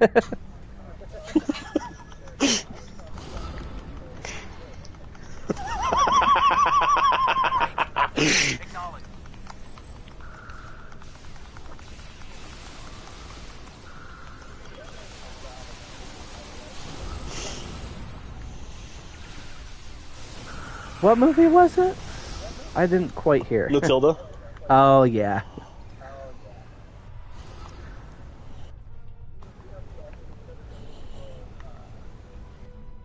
Away teams reporting in, sir. Heavy resistance and heavy casualties. Detecting life signs and weapon discharges. Dead end. Oh, That's pretty awesome. cool.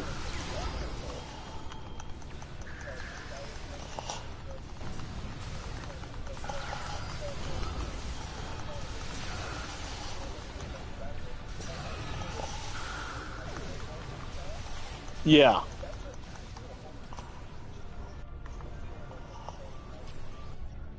That That's makes sense. awesome. I think I do remember reading that somewhere. There's also a power junction.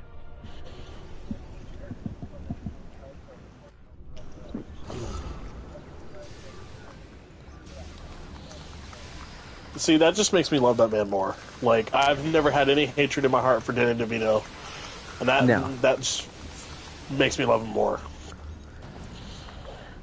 And like I was saying like a few episodes ago, it's always like the meanest bitches on the, like, they're always the meanest characters that are always played by like the nicest fucking people.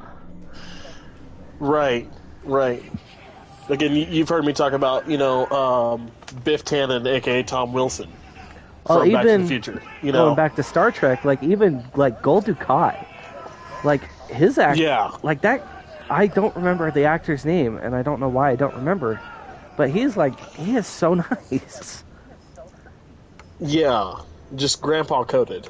Right. Just 100%. Like, oh, you want some candy? I got you. I mean, that makes it sound concerning, but yeah. Yeah, you know what I mean. But, like, that sounds a little worrying, but yeah, sure. Yeah, that grandpa way, you sickos. He doesn't have a white van. Hey, you're the one that said it, not us.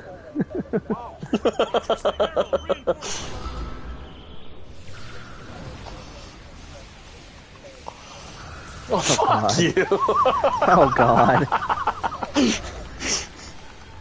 I can already tell the stuff that's going to be edited out for this episode. Yeah. I got my work cut out for me on this one.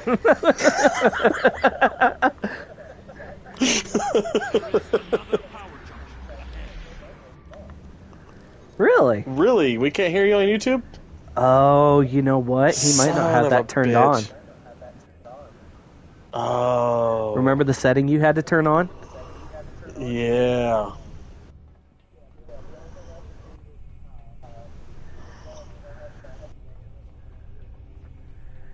Damn. I was thinking you might have go like the into permissions. your voice chat settings. Yeah, you might go have into to your turn voice that on. chat settings and Might have to allow that. if you want to. I mean, you don't have to. Yeah. But I mean, still, even with some of the shit that Chris and I have said, I've definitely got my work cut out for me on this one. Yeah. Oh man, like those first couple episodes, I do a shitload of editing on those first couple of episodes. Yeah. Oh man, it was like, I was like, God damn, I have to cut that. I don't want to cut it out because that's hilarious. Oh, like I am damn near done with episode 3. It's just so freaking tedious. Yeah. I felt like shit. But like episode 3, I had to edit out the whole fucking I fell the fuck asleep thing. Right. Because like there was a section of it, and I noticed like I could hear myself snoring. I'm like, what the fuck? I'm like, I passed the fuck out. Yeah. I'm like, oh god. So I'm like, I'm just gonna cut that out real quick. Because like you could hear, like you were talking, and all I could hear was. I was like, oh fuck. I'm like, that's not good. The other interface is just over there. But I just like, I just couldn't stop laughing when I heard myself say that. I'm like, oh jeez.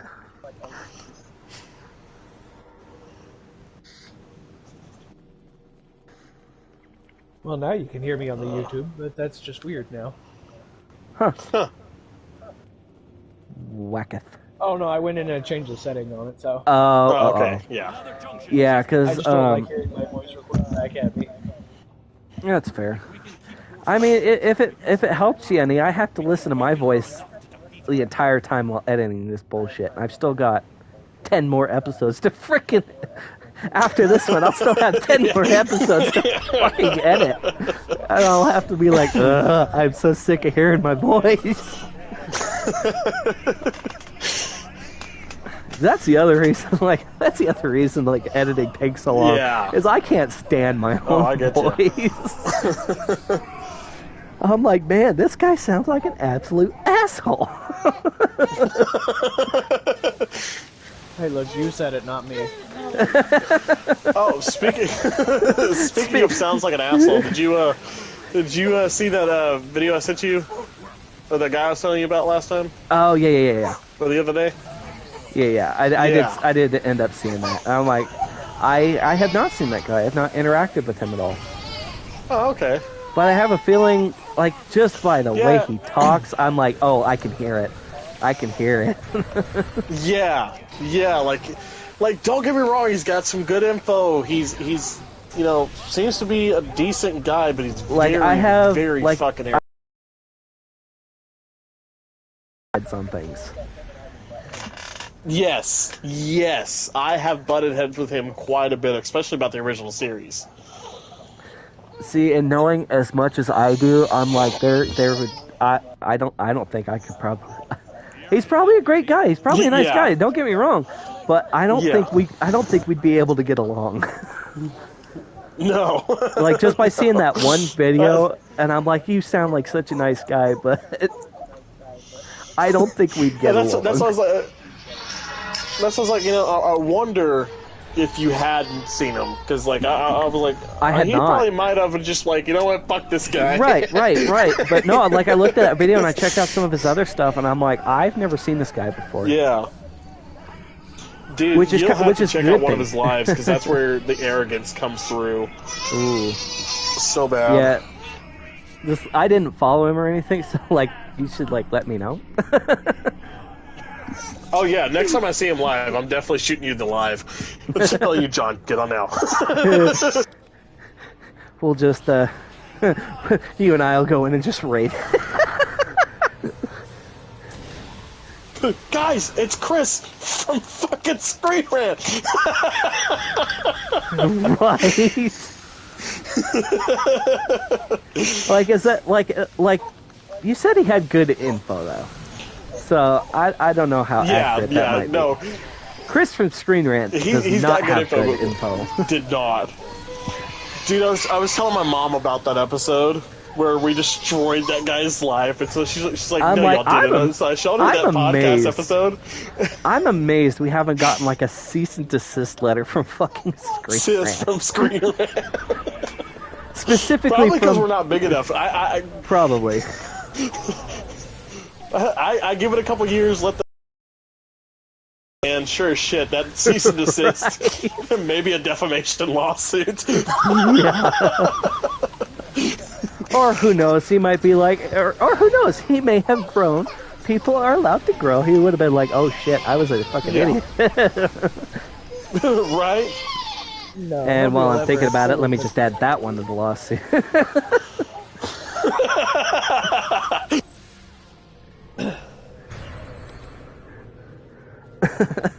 Oh, we're having way too much fun with this.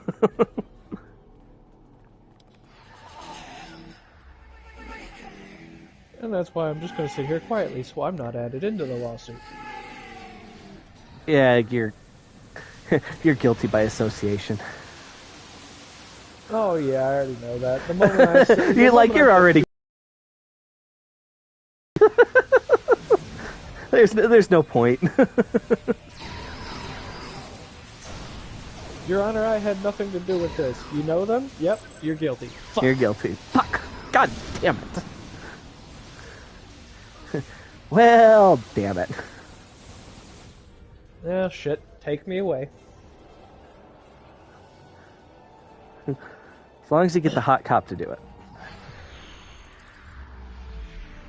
As long as they stay away from the PlayStation group chat messages, I'm good. I mean, my luck, I'd have the bumper sticker, "You're gay if you arrest me," and of course, "Oh, honey, you are still under arrest." Fuck! God damn it! I had to find the one gay cop. I was like, not unless the hot cop takes me away. And then all I could think of was that thing from The Rookie. Arrest me, but make it sexy. Arrest me, but make it sexy. No, funny enough, okay, so we're going through our wedding playlist, right, and what songs we want played. And I said, hey babe, do you have any police officers in your family? She goes, no, why? I was like, I was just gonna add a song for any police officers that might be showing up. She goes, you are not. I was like, what? What? You make me seem like some sort of rapscallion, some sort of degenerate. I would do nothing of the sort. I was just thinking about playing Arrest Me, but make it sexy. Sell me some meth, please, so I can get arrested by this daddy of a cop. By this daddy of a cop with his daddy cop. I mean, if you want a song to add to your wedding playlist, Chris, I recommend this one that I just sent you on Snapchat.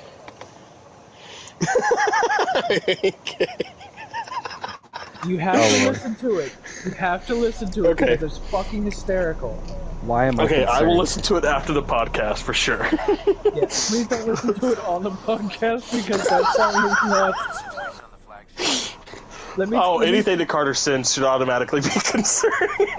Let me preface this by saying this is an AI-generated country song. Oh, God. Oh, my God. But it is so fucking hysterical. I already don't like it. I can send it to you too, John, if you want to hear it. I'd prefer not, but I have a feeling saying that is going to make you do it anyway. Well, I don't have you on anything, actually, so I can actually send it to you. Haha! I am safe. But I can! Chris, don't you fucking dare! No, I don't need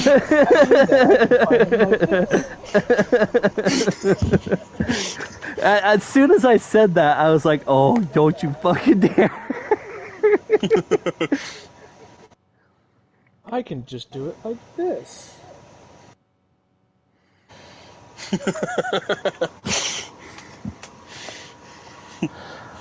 Workarounds, people. Workarounds. Upgrades, people. Upgrades. People, upgrades. Oh my god.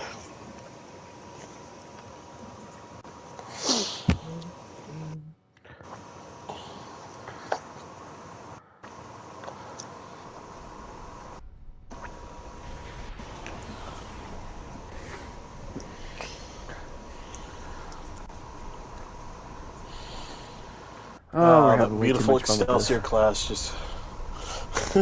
Absolutely. But that's the way it should be.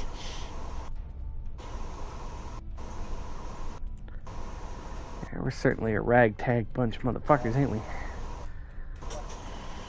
Something like that. Something along those lines.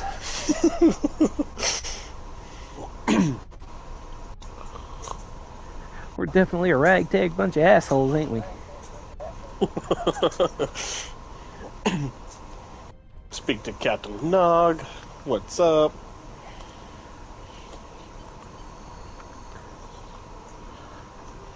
Well, another thing... Kitty Hawk, one to beam up. Going back to the Trek lore discussion There we go. here. Getting back on track.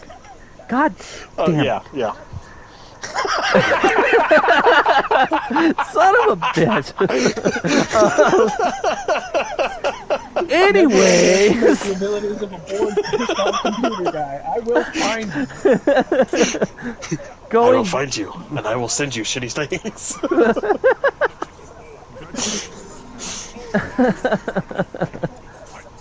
I must share the horrifying experience with everyone. Oh, Lord. If I had to listen to it, so do you. Yeah, there's been a few videos I've sent Chris like that. I had to watch this guy. You have to, you motherfucker. Let's see. Let's not talk about the fucking Patrick Starship.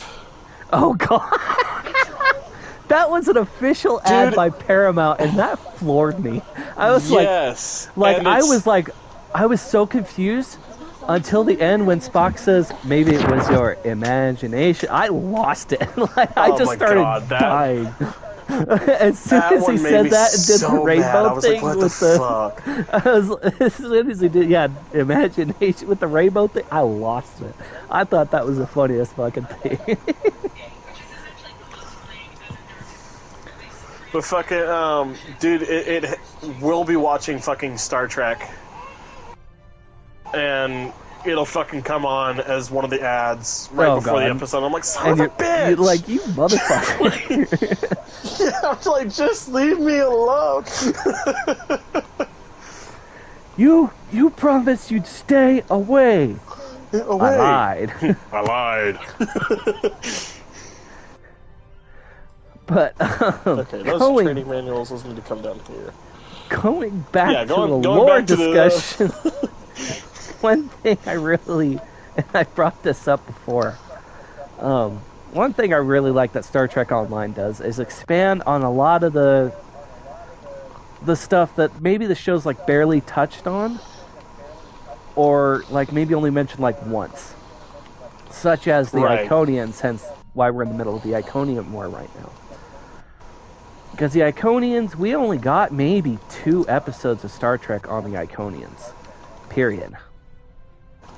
Right, we never even got to see them. Right, we never got to see them. The only thing we really got to see was the gateways. Right. And I like how this expands on that. They're like, they took like, hey, remember this obscure reference from freaking 30 years ago? And right. And let's blow that up. Let's make that a big thing. And I think part of that, the reason they did that though, is because everybody knows the main Star Trek stories to a certain extent. Right. You've got even Right. if you've got your newer ones that are only Yeah, following I from mean, the 2009 Chris Pine movies. yeah, I mean, like the that they're developers were delving back into definitely, things. they were You can definitely tell like, that if you're they, playing this game, like, you already have some knowledge of this yeah. bullcrap. And even if you didn't, it gives you a chance to learn because you're finding things out that weren't really part of the show, and you're Right. going, well, what was that about? So you go and research it, and now you're learning all this more in-depth lore. And I like that about games because it draws more people into those things that a lot of people don't know about, like the Iconians, for instance. Very few Well, people know anything about them. and And to touch on that, like one of the other online games that I play that's kind of like this is DC Universe Online. It doesn't do it, but it doesn't do that. DC Universe Online is more geared towards kids rather than just like the DC fandom. right. When going through that game, you're just gonna play some of the stories that we already know. You're gonna play and fight some of the villains, or if you are a villain, you're gonna fight some of the heroes that we know and love. You're not gonna see anybody special that's been created just for the game or like touched on but never seen in the comics or movies. And that is something special that this game does that some of the other Star Trek games that are out that don't do themselves. Yeah. Well, and before a lot of the newer shows came out, a lot of people considered this game to be, like, even if it wasn't, they still considered it to be canon. Like, what happens after Nemesis.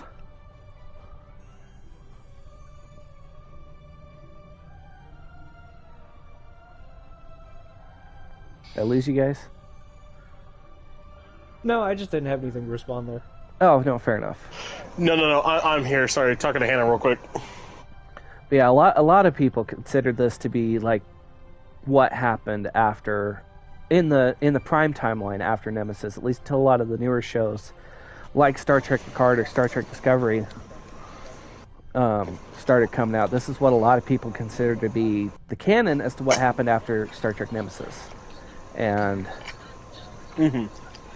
I tend to ignore those two shows because I don't like that they're added in. I don't like their storyline. I mean, Star Trek Discovery had a rough go of it. It really did.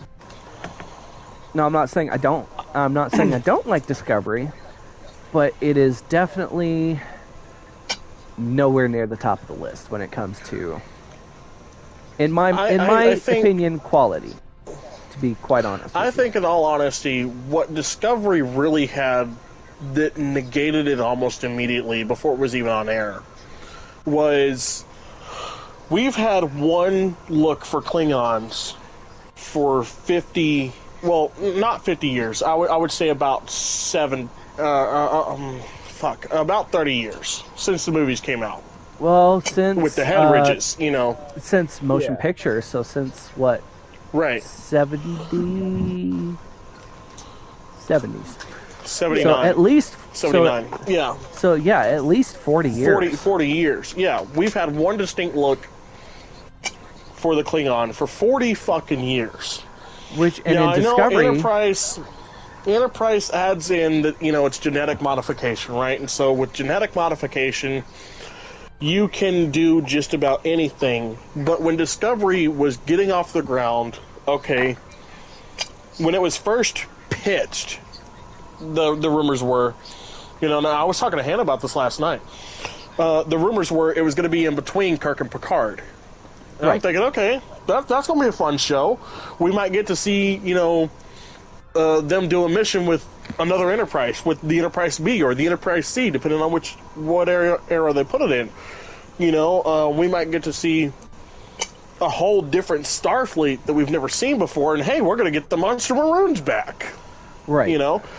And then they were like, actually, we're to go before Kirk. We're like, okay, cool, before Kirk, all right. Just don't fuck up like Enterprise did. Still kind of an unknown area. Yeah. Right. So okay, we can have some fun. Okay, actually, we're to go right before Kirk's time. okay, cool. We get the original series uniform back, and then they gave us the blue uniform. Now, don't get me wrong. I have said it, and I'll say it again. I enjoy the blue uniform. Don't get me wrong. I love that look. It's a good looking uniform. But for a timeline right before Kirk's era, they should be in the original series uniform. But I can see past that. And then they leaked the images of what the Klingons look like. At least like the uniforms that were either in the cage or where No Man has gone before. Yeah. Right, with that shitty, wool sweater that you could tell was bothering the fuck out of Leonard Nimoy's neck. Right.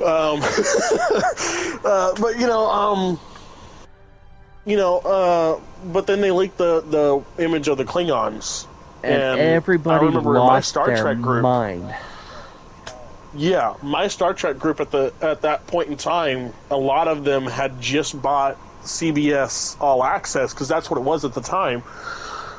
They had just bought CBS All Access to watch this new Star Trek show, because that's what we were told was going to happen. It was only going to be available on CBS All Access.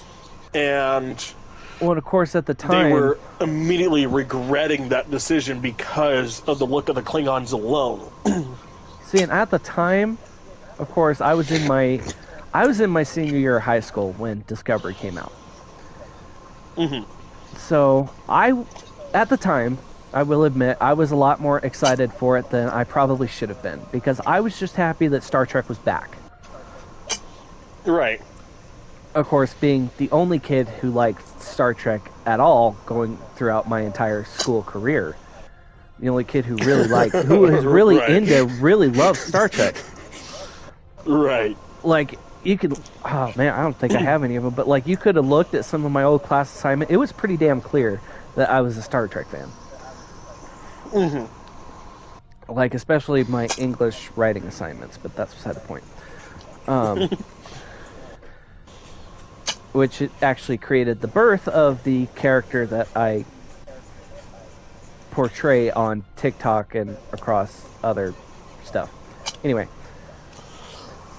But I was just excited to have Star Trek back. I will admit that I wasn't a huge fan of the look of the Klingons, but I was willing to accept it because Star Trek was back. Because I was young and naive, and I was, like I said, I was just happy that my favorite franchise was back in mainstream media. Mm-hmm. And of course, and then it started to come out like towards the end of my senior year of high school. And of course, my mom had just gotten CBS All Access because she wanted like NCIS and so on and so forth and whatever else was on. Right. So, of course, on the flip side, I got to watch Star Trek. I got to watch the new Star Trek as it came out, and I'll admit it was definitely. I didn't enjoy it nearly as much as I've enjoyed Star Trek in the past. Yeah. I didn't enjoy it nearly as much as I wanted to, and it sucked. It really did. To me, for me, a slap in the face to the Star Trek community. And that's how a lot of people feel, and that's how a lot of people still feel. Well, they took something so recognizable and then decided, you know what, we're going to completely reinvent it. Right. Right, and don't get me wrong, okay? Star Trek has done that before. Next Generation, they did that. They took something very recognizable and reinvented it. And this is the tangent I went on with Hannah last night. Yep. With Next Gen, the reason it succeeded was because they didn't do it right after Kirk. They didn't do it before Kirk. They did it 80 years down into the road. Future. And then with Deep Space Nine, they took something so recognizable and reinvented it. And how did they get away with it? Because they were on a space station. We hadn't seen a space station before. A lot of people did not like that show because it was a space station. They thought it was stupid. They thought it was a soap opera. And in a lot of ways, it was a soap opera. But I mean, even throughout they got its to do what they entire... wanted. And again, it was further in the future. Right. I mean, it was still kind of overlapped with Next Gen. At least, like, the first few seasons interlapped with, like, the last couple of seasons, I want to say, of Next Gen. And then with Voyager as well. But even Voyager, again, they got to reinvent it their way because they're in a whole other area they of were space. further into the future. They're in a whole other area of space. So I think, in all honesty, if Discovery wanted to go the route they wanted to go, they probably should have put them in the 31st century to begin with, not go to that point. Right. For me, what the final nail in the coffin for Discovery was, you know, okay, Star Trek V. Oh boy, here Spock we go. has a brother. We've never heard of this brother. But we blew past it. It's fine. It's whatever. Right. You know, they make a very quick in-universe reason as to why Spock and Sybok, you know, why Spock never brought up Sybok, as to why he's never talked about him, because he's basically ostracized from the Vulcan community. Okay, we know that the Vulcans are like that. We know the Vulcans are like that. We've known that for 50 fucking years. You know, well, at that point in time, we've known it for 20 years. Right. It made sense. However, Discovery coming in and making Michael Burnham, in a way, Spock's adoptive sister did not make sense to me. Yeah. It took away parts of Spock for me. It took away parts of Sarek for me, for characters that have stood for 50 years. Right. Again, I will say, for them to come in and play those characters, ballsy move. They had to ballsy move, but those first few episodes with Ethan Peck as Spock in Discovery turned me off of Ethan Peck as Spock, which is why I've been hesitant to watch Strange New Worlds, because I know he is Spock in that series. I was about to say, and with Strange New Worlds, don't mean to interrupt, but just a quick interjection here. Yeah. With Strange New Worlds, it's almost a complete 180 from how he was in Discovery. He is good. Yeah. We just had to give him the time. But you know, I think, and then what really, you know, and I think my biggest issue with Discovery is when the ship goes into the future at the end of the second or third season. Second season, yeah. And it gets blasted into the future.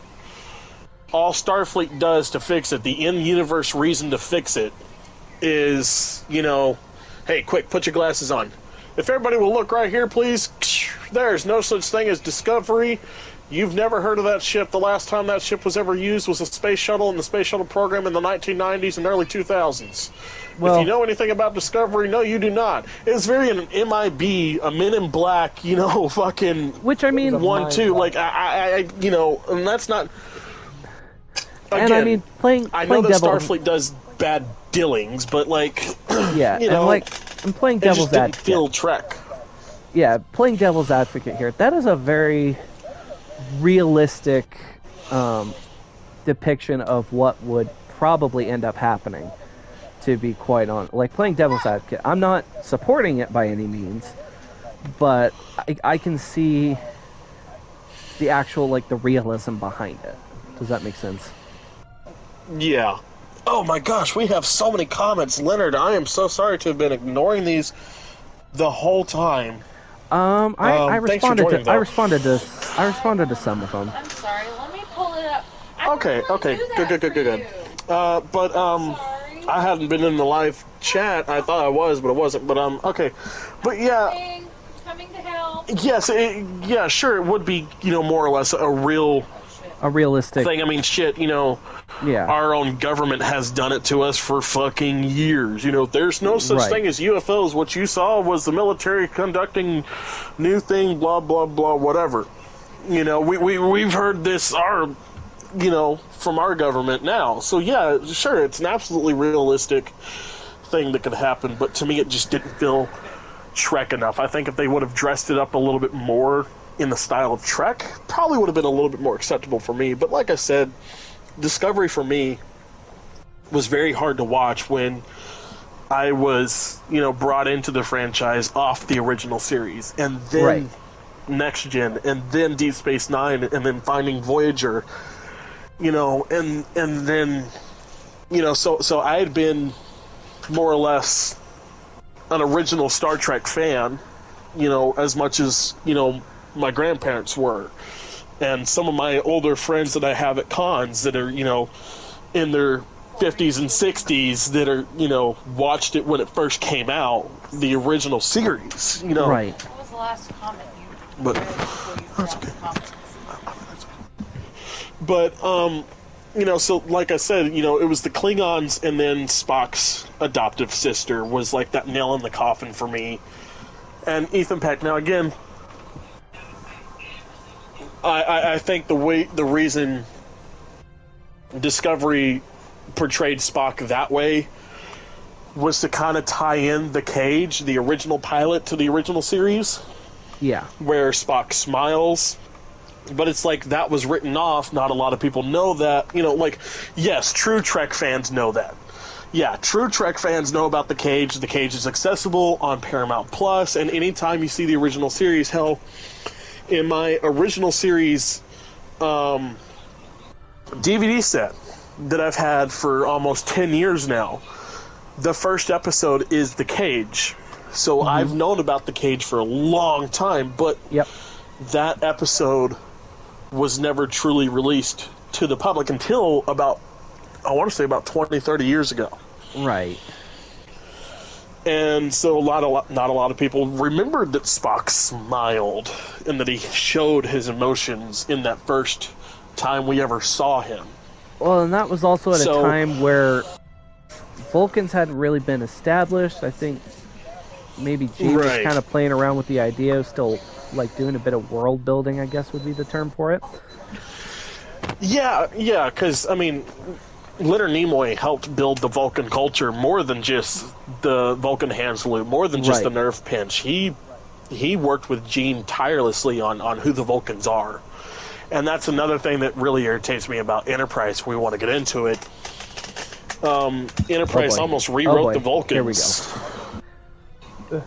But again, you're talking over 100 years before the Vulcans we know and love, so I try to look past it, but they rewrite the Vulcans, and in some ways, the ways that the Vulcans on Enterprise are portrayed, for non-emotional beings, they show a lot of emotion in those in Enterprise, if you ask me, Well, and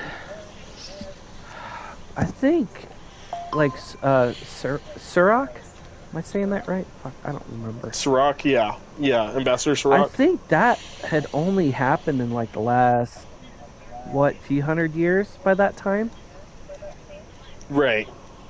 I could be wrong. Yeah, I really could be wrong.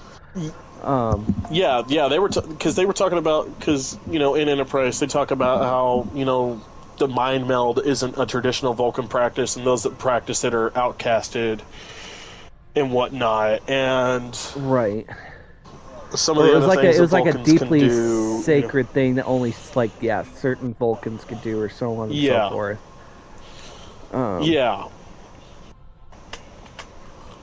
But and again, so because it's in the past, I try to look past it, but it's kind of difficult.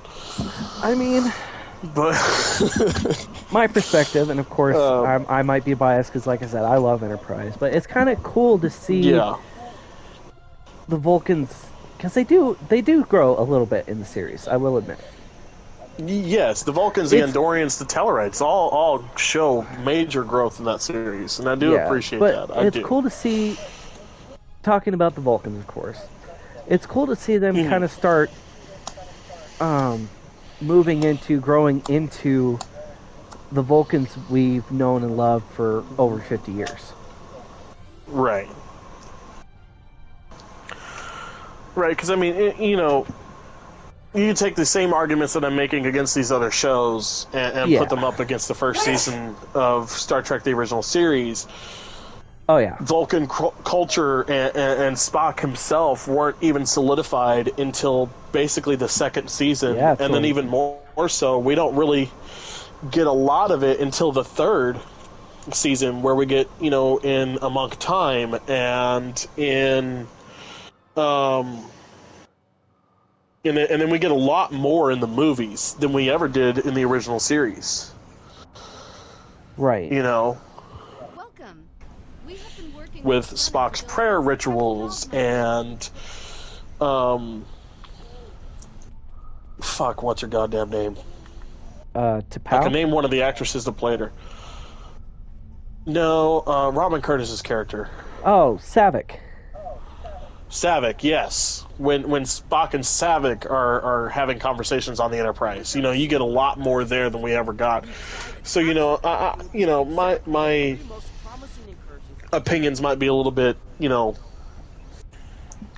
outdated, I guess I would say, Yeah. or not fully backed by everything I want to say they're backed by, you know.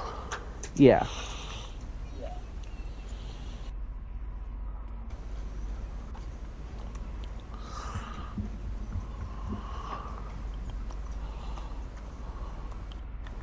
Do we not have to talk to that dude? I thought we had to talk to that dude.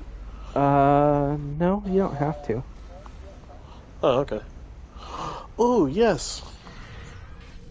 Another holodeck.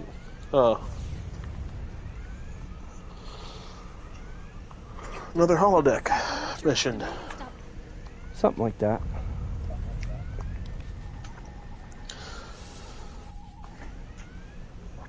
Now, for those of you that want to play this game, if you go with the current Starfleet officer, during a certain time, like you have, yeah, it has to be during a recruitment. Like I think it's Delta recruitment. Well, it's in the tutorial. Well, I was talking about the holodeck mission, because like we've talked about how yes, there are holodecks in the game. You don't necessarily get to play on them too much. Yeah. Okay, I get what if you go through, if you build a current Starfleet officer, like if you don't go the Discovery or the TOS route, and you go for current Starfleet, go through the tutorial. In the tutorial, your first mission that you really get to do is on, or right before you get to kind of let out into the world, into space and stuff. Your first real mission, I guess, is on a holodeck.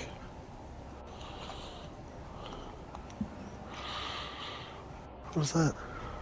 It's a phone charger. No. Yeah. So that mission and then this mission will be the only two times I think we really get to mess around on the holodeck, right? Sorry, from what we get agreed.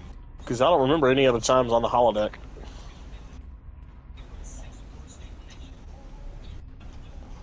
Another one of you Voyagers? I don't know how you can help. No, none of us are going to the simulation. Don't mind me. It is a pleasure to meet.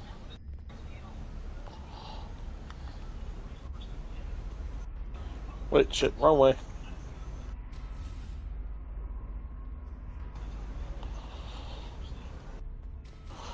Back to the holodeck. Run program beta.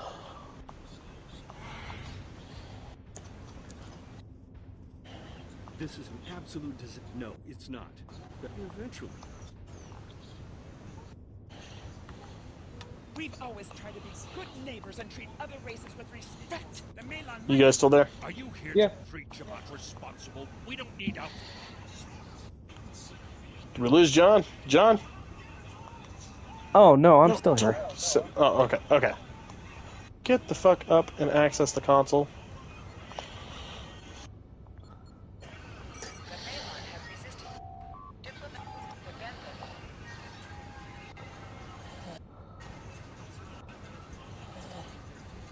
Yes. What is your question? I am rather. We have enough. Yes. What is your. The higher up. Yes. What is your. Fine. Run. Unraveling this. You gotta do it, Ambassador. You have to. Just.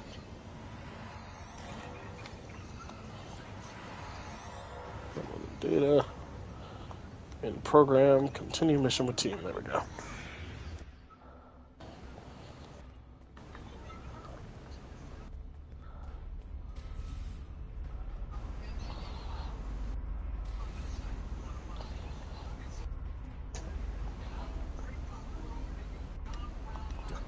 That was this scenario. You must excuse my hunt. Trust me. Hello. We've true. The program is And back to the holodeck.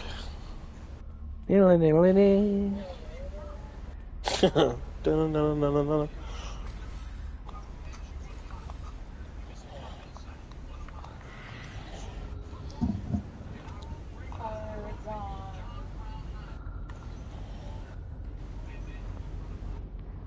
Which way do we go in here? We go back this way, don't we? Yep.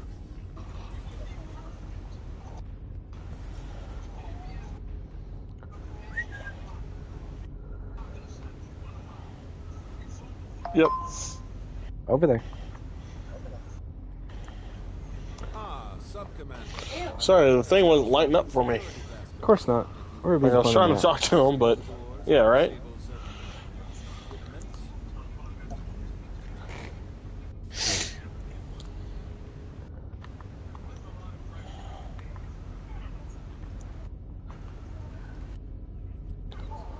Oh man, I can't wait to get the Sovereign class though after this. I fucking love the Enterprise E. Thank you for playing along, Sub-Commander. The Tall Shiar can't hear us. I need to talk. Titan has been. Thank you for playing along, Sub-Commander. Alright. If I was, I know. Come back over here. How does his son sound the exact same as him? But also not like him at all. I'm following. What is going on? Secret conversations. None of my shit is lighting up except for the fucking consoles I have to fucking deal with. Yep.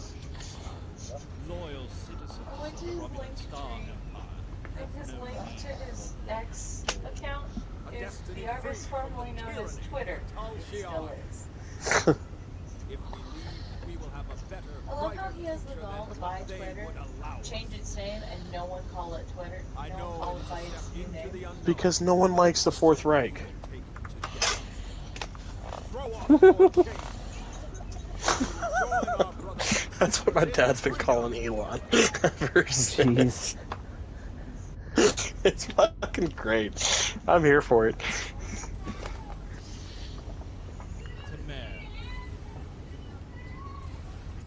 There we go. Now they're fucking lighting up. Some of my family has left Ron.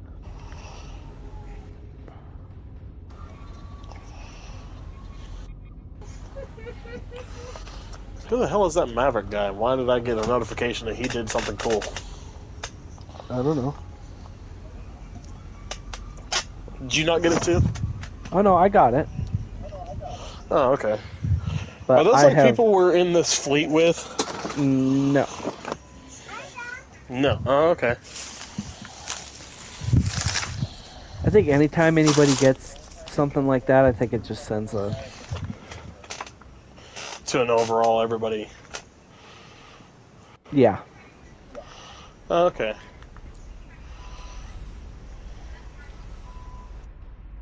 That is the most promising. The readings do indicate how the data, the political. By the way, since we have Carter on, as soon as we're done with this mission, I'm gonna head out to Deep Space Nine.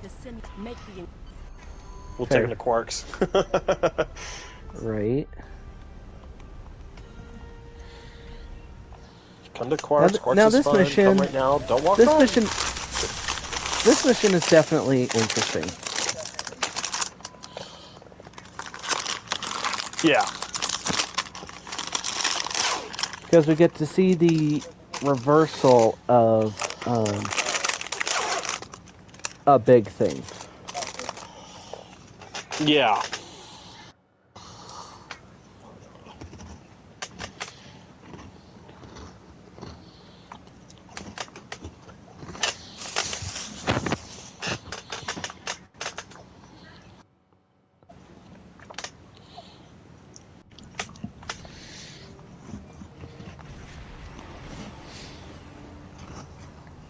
Target acquired and locked.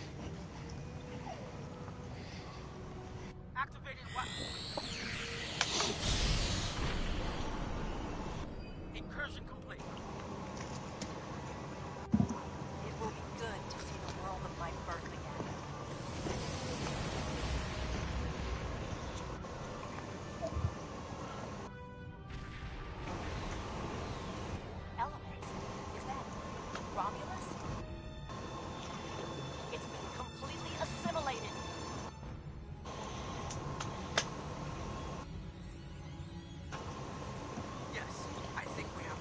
And this, ladies and gentlemen, proves that the Borg will stop at nothing to stimulate anything.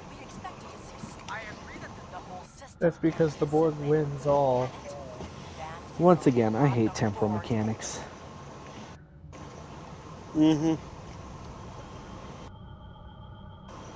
According to these sparks, it's debunking. First the Klingons, now the Borg. Does everyone still know the I don't know, Duroc. Do they? Says somebody who has a goddamn cloaking device. Eat photon torpedoes, you dicks. Here, have a quantum torpedo.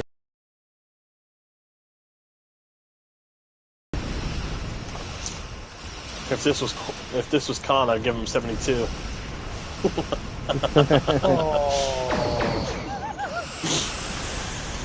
Shame on you, sir.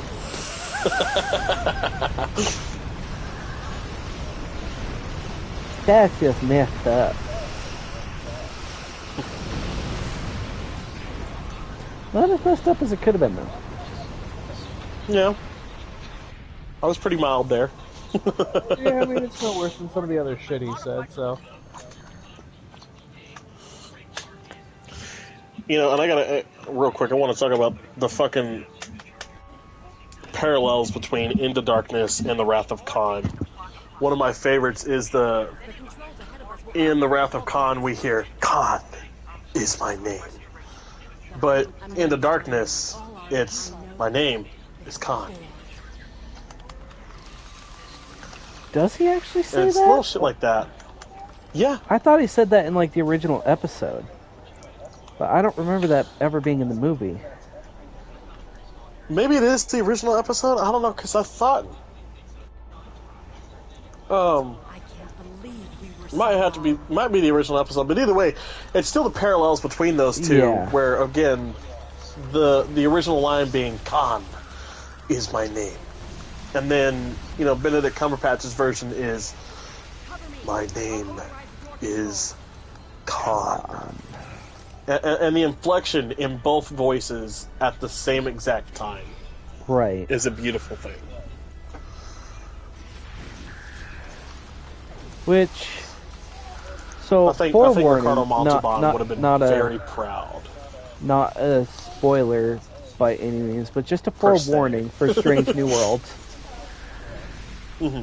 There is some wibbly wobbly, timey-wimey involved that does not retcon a little bit of that history, but it definitely, like, changes it a little bit, but it gives a really damn good reason as to why it changes. Okay. So just, like I said, just to forewarn you. Okay. I will say that was another episode with Enterprise I did not like all that much, was when they were like, yeah, well, let's fight Khan, but it can't be Khan because that's going to be Kirk's people. We're going to fight another ship that was launched at the same time of those same people. Right. And then it's Dr. Nunyan Singh. Oh, fuck, where's my remodulator? Oh, it's not Dr. Nunyan Singh. It's Dr. Soong. Or, well, yeah. Yeah, that's right, Dr. Soong. Nunyan Soong's grandfather? Father? I don't remember. God, I don't know how they say it in that episode. But he is in the Soong family. What? Frequency remodulation. Oh, I'm getting surrounded. Oh, shit. Mine.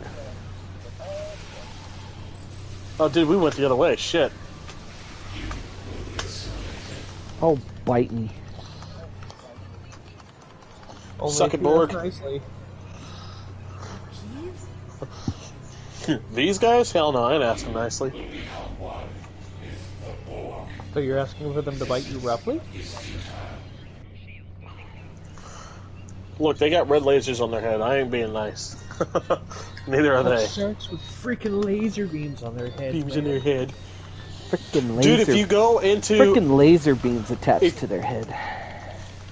If you go into the Zen store and you go to Mud's Market, you can buy a dinosaur with a freaking laser beam on its head. That is what is legitimately Is it still there? labeled as. Oh god, I'm that's almost awesome. dead set I'm gonna buy it. I kind of want to buy it just because it's a dinosaur with a freaking laser beam on its head. Oh, time to remodulate. Time to remodulate Okay. the Borg. Yeah, from here on out, every time we take on the Borg, we got to remodulate every now and then. Yeah. It looks like the main invasion. It gets annoying. Well, at least until like the last few missions. Then it's like boom, boom, boom, boom, boom. Like it does not take long at all. No, it doesn't. Almost makes me want to do that mission But that's like the ahead last of time, few. and then like Right. like after you get like play it and then get that particular remodulator. That way you don't have to worry about it. You're right. and then just replay it when you get back there.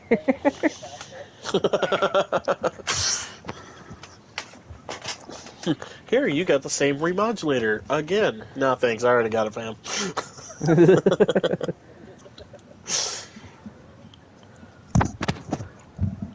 Let's get out of here. There are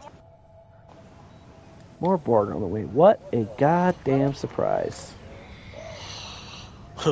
What? What they twist? There's more? Oh, they're behind us. Oh shit! They appeared in front of us. And then they appear behind us. What the hell? Yeah. Well, Oh, that did was... not have getting flanked by the Borg in my 2025 bingo card. But alright. I don't think anybody had that in their bingo card. You know, but the shitty thing is, with the way this decade has gone, if the Borg actually showed up to Earth right about now and wanted to simulate, I wouldn't be surprised. I'd let him.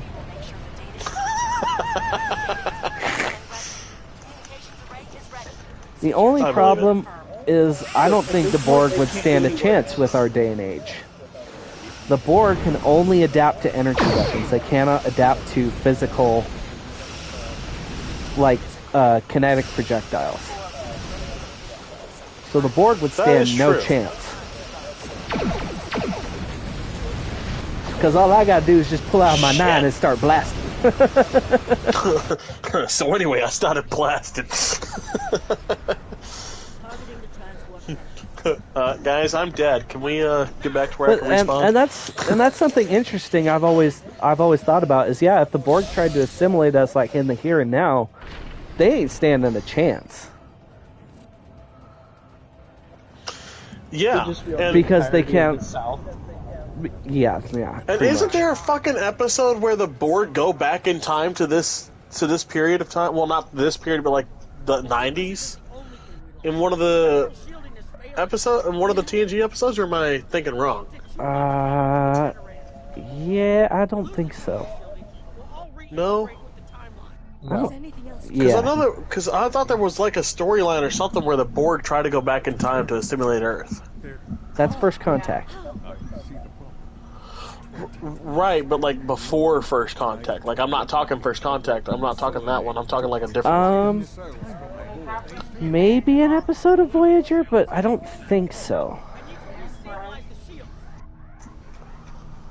No, baby, not Enterprise. That wasn't the Borg.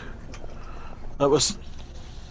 Well, the Borg were in Enterprise. There was a Borg episode, you screamed about it. Giving up. When the shield fails, if the Tutarians were lost... Yeah, but they didn't go back in time on Enterprise with the Borg. No, you're right, they didn't. Yeah, what I'm talking about is the Borg going back in time to this decade. Or, well, not this decade, but like the 90s. Because that was, of course, the current decade at the time that I'm remembering this. It might have been one of the comics that I have. I think that's more likely because comics. I definitely don't remember any of that. No, yeah, I think it might be one of the... travel back into the 1990s in the Star Trek universe. While they do travel back in time to 2063 in Star Trek First Contact, they do not go to the 1990s. Right. Yeah, they never go further back than that. Well, yes, they kind of do, because Star Trek Picard Season 2, if you remember right. The queen Which I don't does, think I've gotten anyway. there on season 2 just yet. Yeah. Oh wait, yeah. Okay, I Like know when what they you're go talking about. back No, to I have gotten there. when they go back to last year. Yeah. I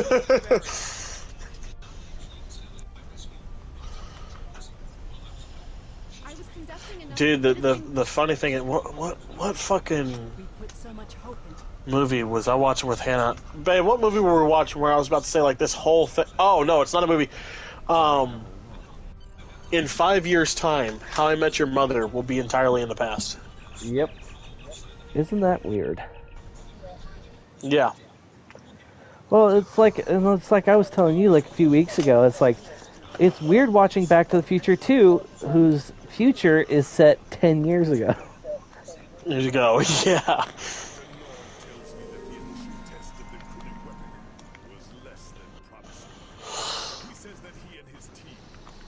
Alright, I'm gonna go through my inventory real quick. Get rid of that. Removing elements from the time stream is reckless. And while our options are limited, we should not destroy ourselves in a fruitless effort to destroy the Iconians. It is time to consider all of our alternatives.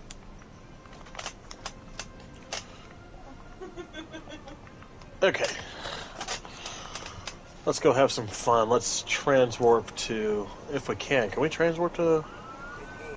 Beta Quadrant? Hold on, let me figure out which one it's in. Galaxy map. Okay. Where are we going? Deep Space Nine.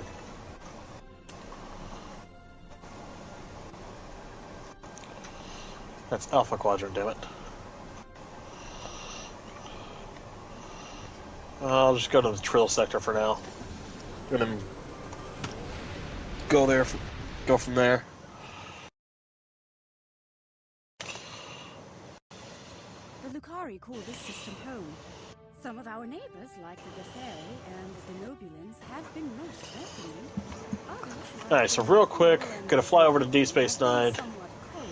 So Carter, this is for you. I don't like the way that you said that. That scares me. I'm showing you Deep Space Nine. You said you like Quark. I do, but the way you said it scares me. Anything I say scares you. This is true.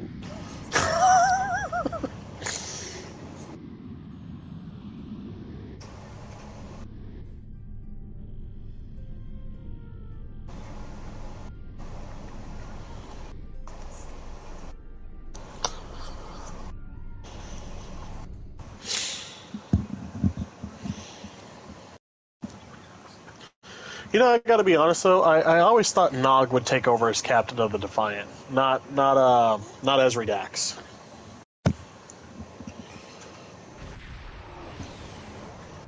I feel like Nog deserved it more. Right, because like okay, and if you go on this one's on Amazon Prime. They've got a 30th anniversary special for Deep Space Nine that is What We Left Behind, which is a play on words for the final episode of Deep Space Nine. And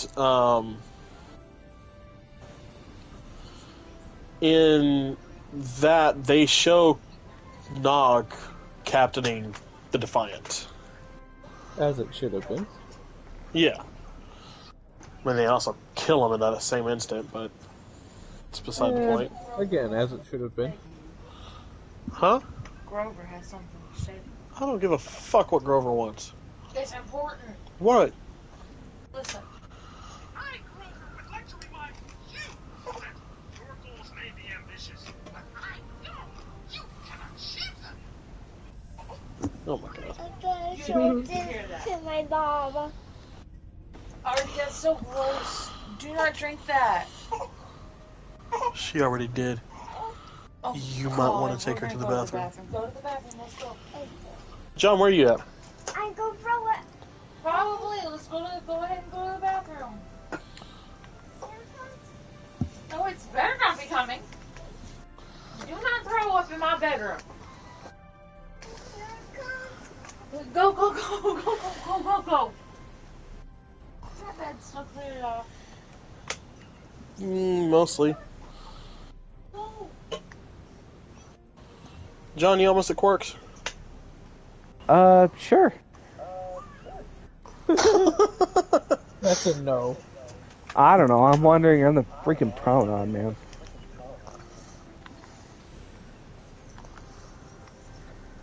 But, oh gosh, what episode is it where, like, Cisco's moving through time?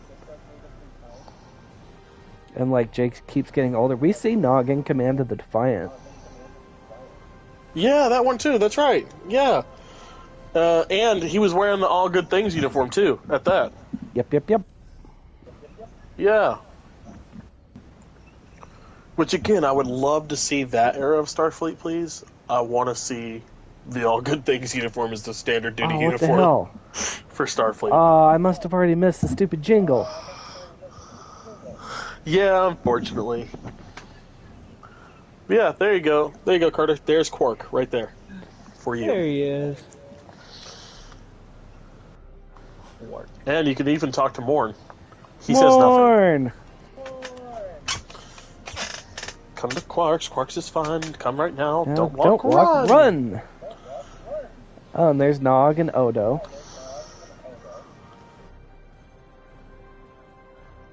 And the Dabo tables. I think they should have left him in his Bajoran outfit. With Lita. Hollow Lita. Hollow Lita, but Lita none the same. But yeah, when the game finally downloads for you, you'll do some missions on Deep Space Nine. It's pretty fun. So we'll bring it out here because this is also my favorite series, other than the original series. I enjoy this one a lot, but it's out of nostalgia. Why I love this one. Good old guys. Derek's Clothiers. Yep. But guys, we're gonna call it here. Thank you guys for joining us on another episode of Two Captains, One Pod. This what time kind of pod featuring we're in? Ensign Carter. That's right. We're gonna come back next Thursday for Deep Space Nine Seasons 1 and 2. Then we will get into First Contact, Nemesis, and what's the third movie? It's escaping me right now. Insurrection? Insurrection. My favorite next First Contact, movie. Insurrection, Nemesis, Deep Space Nine, Season 3 through